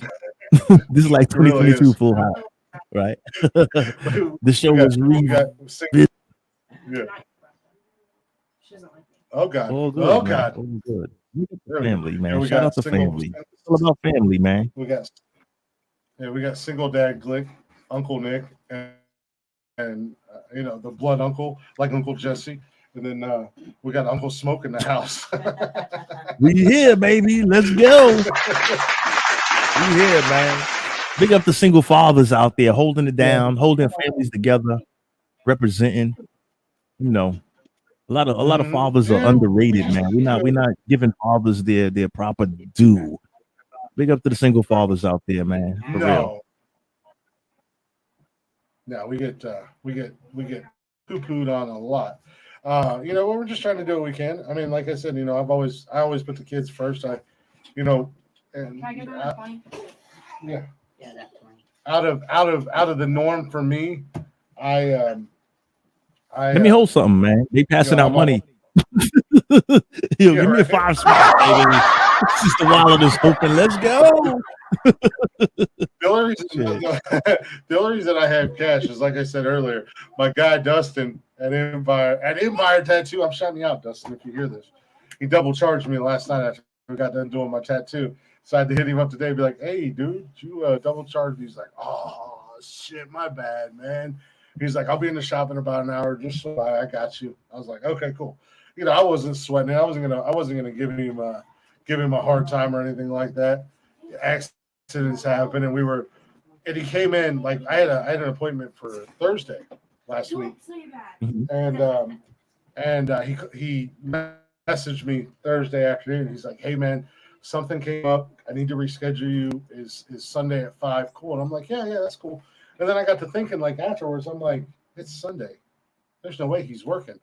So I got in there last night. Got in there about, we scheduled it for 5 o'clock. I get in there at 5 o'clock, and I'm like, nobody's in the shop. And I was Nice. like, damn, nobody's here. And he's like, yeah, we're closed on Sundays. I was like, dude, you didn't have to put me on Sunday. He's like, nah, man. He's like, I felt bad because I needed to reschedule you last minute, and he's like, so I came in on my day off, so I'm like, I appreciate that, but you didn't have to. I'm super chill with my tattoo guy, and that's what he's told me. He's like, I wish everybody was like you. You just come in, we shoot the shit. You're calm, chill. Because literally, getting a tattoo for me is relaxation. It doesn't hurt real bad. So he's like, you just come in here, you just kind of hang out, you chill. I do my thing. You're not jumping all over the place. You're not angry if I want to change something up and that's what I tell him. I'm like, dude, I tell you what I want, and I also tell you to go ahead and have your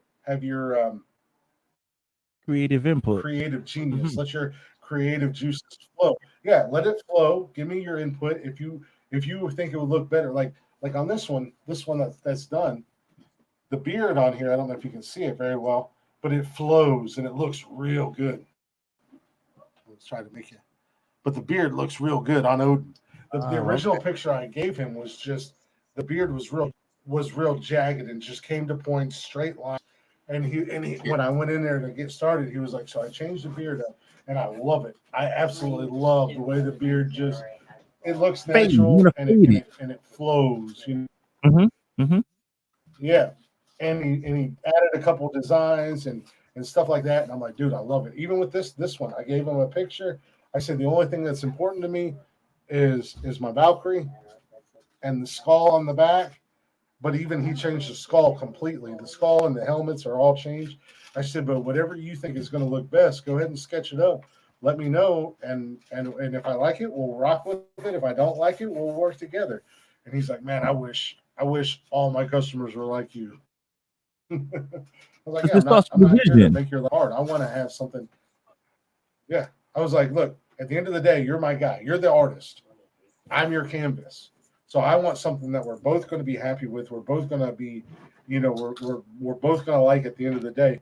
Because when people ask me who did my tats, I'm going to say Dustin, Empire Tattoos. Go check them out. Go holler at them. Go let them know. That's it. Like I said, taking Pops in there Saturday probably to get him scheduled and get his tattoo set up. So because Pops has seen my work. So I joke with him. I tell him all the time. I said, when we're all said and done, when all my tats are done, you're going to have to put your signature on my ankle, because that's what an artist does on their canvas at the bottom corner. They put their signature. I said, so I'm going to have your signature. He was like, that might be the coolest and strangest request I've ever gotten from somebody. I was like, I'm 100% for real, too.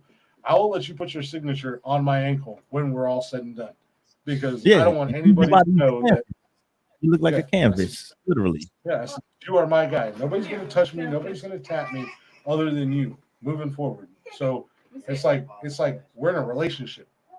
So I don't cheat on my girl. I would never cheat on my girl. I'm not going to cheat on my tattoo artist. I'm not going to cheat on my barber. You get into a relationship. So, you're not going to cheat. Shout out to loyalty, man. Big up to loyalty, man. Big up to loyal customers. You got to put out a good product to get buzz. That's the name of the game, man. You do a good job, you do good by folks, and then you get return customers. You know what I'm saying? You get return customers. I see you loaded, man. I mean, I see you loaded right now. I know it's a family night, Monday night. I see it's like you got a lot going on. Yeah, it's really not. It's just like I said, my daughter, my niece, Miracle, come here. Miracle, you gonna show me your hand? What do you got? What do you got? What do you got? Don't snap. Don't snap. Whatever you do, don't snap. She's just walking around. She had it on her head. She's just walking around like with it up across her chest, strutting around the bedroom. Just carry it. Don't snap, please. Yeah, don't snap. Oh man, we were watching that last night in the tattoo shop. I told him, I said, you got to turn this shot off. I told Dustin, I said, you got to turn this shit off. I'm going to get real emotional real quick. And he was like, I know, right? Classic, man. That was classic. That was classic. That movie will go down history as one of the all-time greats. You gotta I can't. Infinity War and Endgame, man, they got me. Man, they got me so many times. When, and I love Tom Holland and Spider-Man. And when Spider-Man said, Mr. Stark, I don't feel good. I was like, oh, no. Yeah, because he never wanted the kid to be in space any damn way. He's like, what are you doing here? Like, yeah, that what are you Where's he doing? going?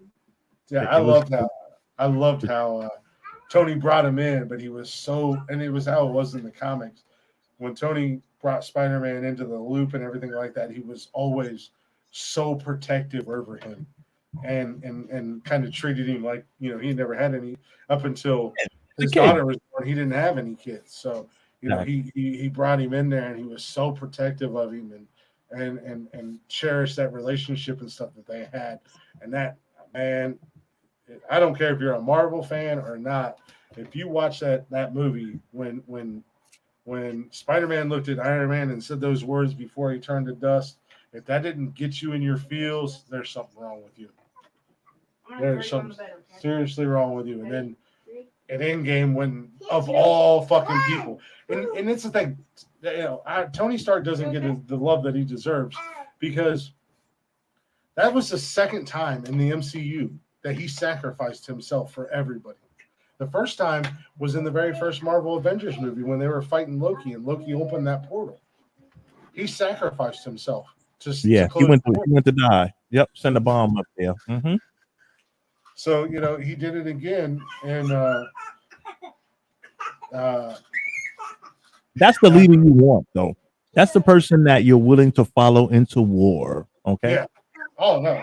But he was the one guy that you're like, oh, Tony's narcissistic and arrogant and doesn't care about anybody other than himself. And he was the one guy that was like, I'm not going to let anybody else do this but me. Twice, y'all. Twice. Two times. Remember that when you hate on smoking, just so you know. Remember that when you hate on me and smoke. All love, man. You know how we do it. Mm-hmm. But shit, I figured might as well go ahead and wrap this bad boy up. It's been a good night. Smoke, I enjoy having you on here, man. I'm glad you accepted the invite. You accepted to come on here and take part and be one of the newest members of the Nonsensical family, now that I put my rather large ambitions out there for a show every night of the week. Let's go. Like I say, let's work till it in slowly. Same thing with me. Like, you know, you kind of work me in slowly. Like, I come through from time to time. Hey, man, you want to give it a shot? Right. Let's see what we do. So, you know, work it in slowly but surely. It's always good to have plans for expansion. You know. Yeah. You know, different people in here. I'll be the main. I'll be the anchor, if you will. Every tug of war team has an anchor. I have no problem being an anchor, but you know, you tune in 6 days a week, and 3 of those days you're going to get the usual suspects, if you will, little Kaiser Sose in your ear hole. The greatest trick the devil ever pulled was convincing the world he didn't exist. Goddamn, Kevin Spacey killed that role. Motherfucker was the killer the whole time. Walked out of that goddamn police station at the end of the movie. Sorry for the spoiler. If you haven't seen The Usual Suspects by now, shame on you. Fuckers just running. That he lives in a cave. But you may be younger. But that man walked straight out of that goddamn police precinct like he owned the place. I was like, damn. Started with the limp, and then the limp slowly transformed to a walk. Yeah, I'm like, transition to the getaway. Classic. Damn, Kevin Spacey. That had me so fucked up the first time I seen it, because his ass had me convinced the whole movie. I'm like, it's Kevin Spacey. It's definitely Kevin Spacey. Like, he's Kaiser Sose. That's Kaiser Sose. That motherfucker at the end of the movie had me so fucked up and turned around. I was like, well, you know what? Maybe it was. Oh, you son of a bitch. I never thought it. You know what's crazy? I never thought it watching the movie. I never thought about it. But do me a favor. Just before we leave one time, just hit it.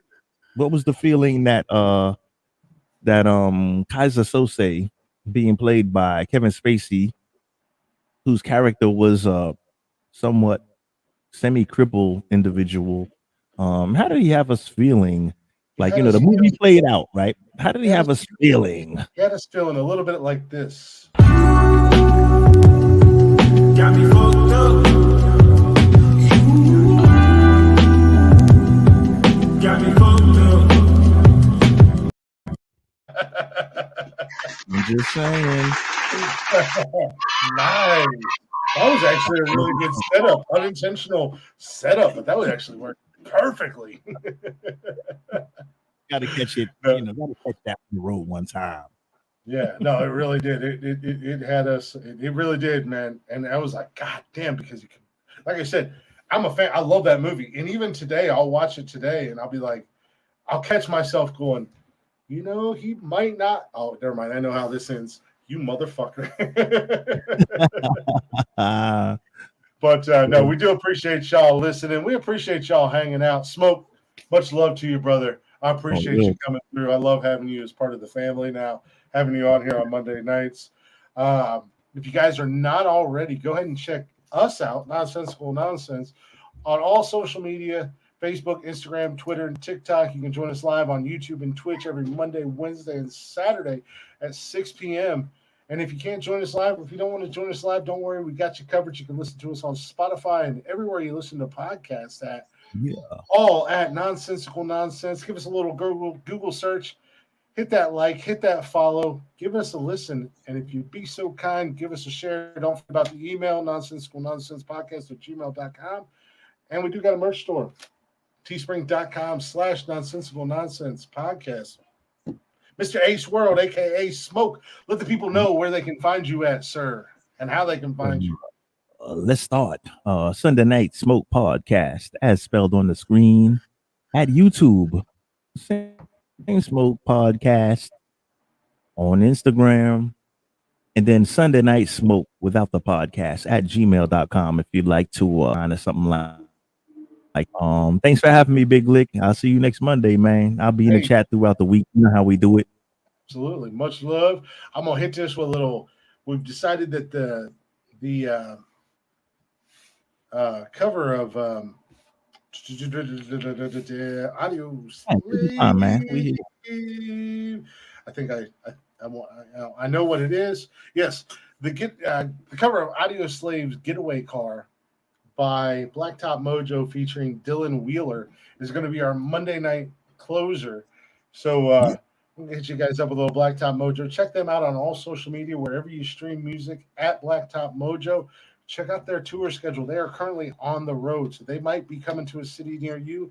And I would definitely recommend, if you get the opportunity, go check these guys out live. I'm going to be going to see them live in just a couple weeks here in Columbus. I might go ahead and pay the extra money to get the VIP pass, the meet and greet, the pre-show party, all that jazz. My ass is going to end up getting a hotel and staying down there, because I know if we do a pre-show party, I'm going to make them drink with me. But yeah. But check out Blacktop Mojo. Smoke if you can. Hang out until the end of the song so you can hit the people with your closing words of wisdom. I'm in the building. Blacktop Mojo for y'all.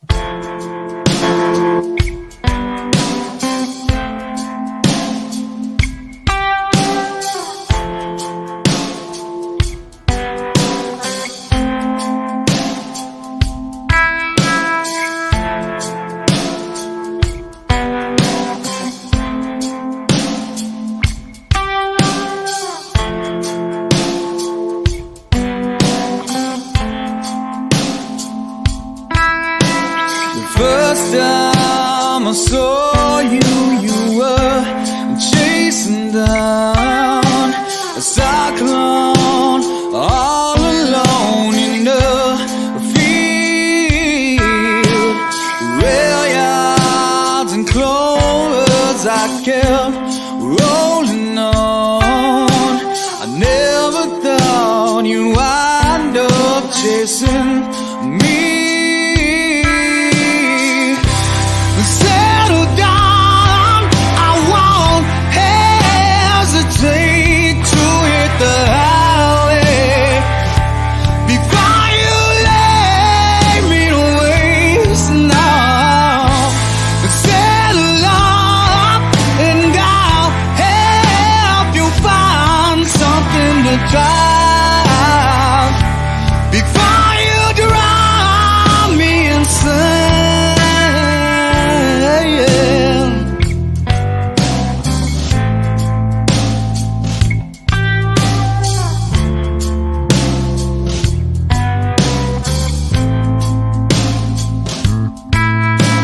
you're tired of walking, you below the ground.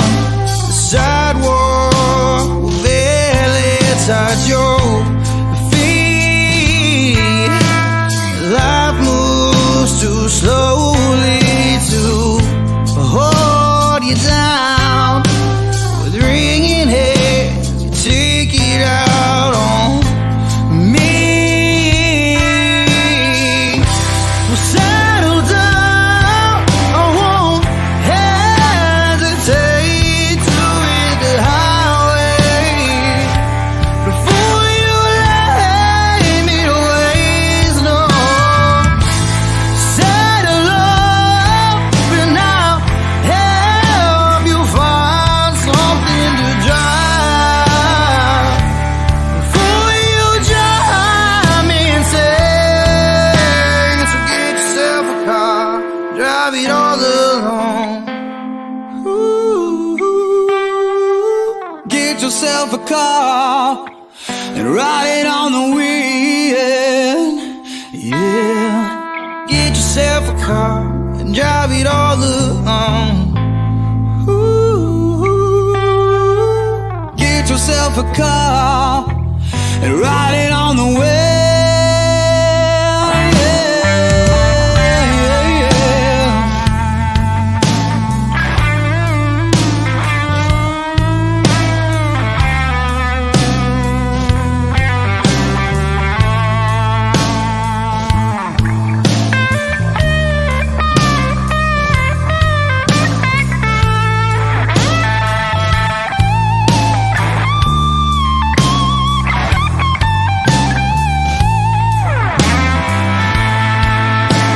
Settle down, I won't hesitate to hit the highway before you lay me to waste. No, and settle up and I'll help you find something to try before you drive me insane. So get yourself a car and drive it all alone. Ooh, get yourself a car and ride it on the wind. Yeah, get yourself a car and drive it all alone. Ooh, get yourself a car, ride it on the wind. Yeah.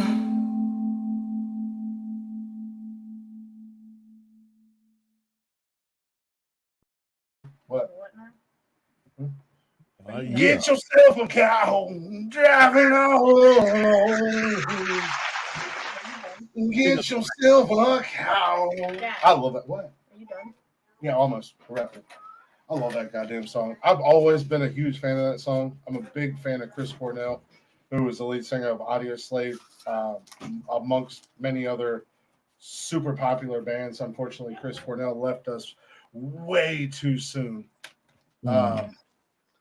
But goddamn, our guys Blacktop Mojo and Dylan Wheeler did such a phenomenal song on that, or a phenomenal job on that song. And my ass is, I'm glad that you guys cannot hear me when we go to breaks or when we're closing the show, because I'm singing along to every damn song. I'm singing at the top of my lungs. I'm just I'm just over here just jamming out. And I can't sing to save my life. I'm not a singer. I'm not going to tell you guys I'm a singer, but I'm singing my ass off. I love to sing. I wish I was blessed with a voice to sing. Unfortunately, I was blessed with a voice for radio and a face for radio. Me too. But no, I do love that song. So go check out our guys Blacktop Mojo. We do appreciate y'all listening. We'll see you Wednesday night for a brand new show, brand new episode. Jeff will be here. Tony will be here. Who knows? Will pop up in the comments. Maybe we'll drag Cameron in here for a little test run, a little trial run.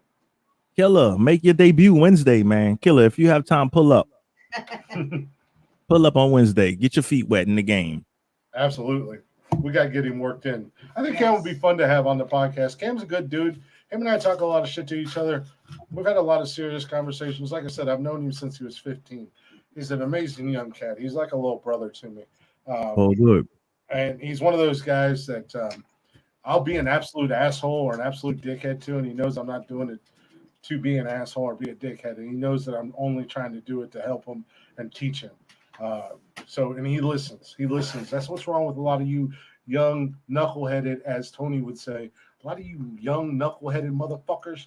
You don't listen to us older cats, and we ain't trying to tell you how to live your life. We're just trying to help you be better than what we were. Yes, avoid some of the mistakes and pitfalls that we had. We're trying to help you not go through so much growing pains as maybe we have. But you know that, and we heard that from the generation before us as well. But Exactly. as with life, sometimes you just got to go through the bumps and bruises. But I would have appreciated if I had a little more guidance on how to avoid some of those pitfalls, potholes, bumps, and bruises. So shout out to brothers, older brothers, giving wisdom to the young bucks out there, man. Just take a second and listen, fellas. It's all good, man. We just trying to help. It's not all being a hard ass and being a tough guy. You could be a hard ass and be a tough guy and still have a soft spot for that younger generation and look out for them and take care of them. Because unfortunately, we grew up in a generation, we were brought up by a generation, so we have a hard time ourselves allowing ourselves to show a soft spot or a weakness, and there's nothing wrong with it. There's nothing wrong with being a little soft, and that younger cats that are coming up, and you're trying to educate them and train them, and not necessarily train them, but teach them so they don't do the same boneheaded bullshit that you did. Go ahead. Nobody's going to judge you, and if they do, you have to remind them. Hey, just as soft as you think I am, I'm 10 times harder. Relax. It's all about the children, man. You got to teach the youth. So, in the words of Smoke, as we end the show, Smoke, let them know. Give them some words of advice as we close this bad boy out. For number one, thanks for having me. Number two, I'll be back. And number three, put that in your pipe and smoke it.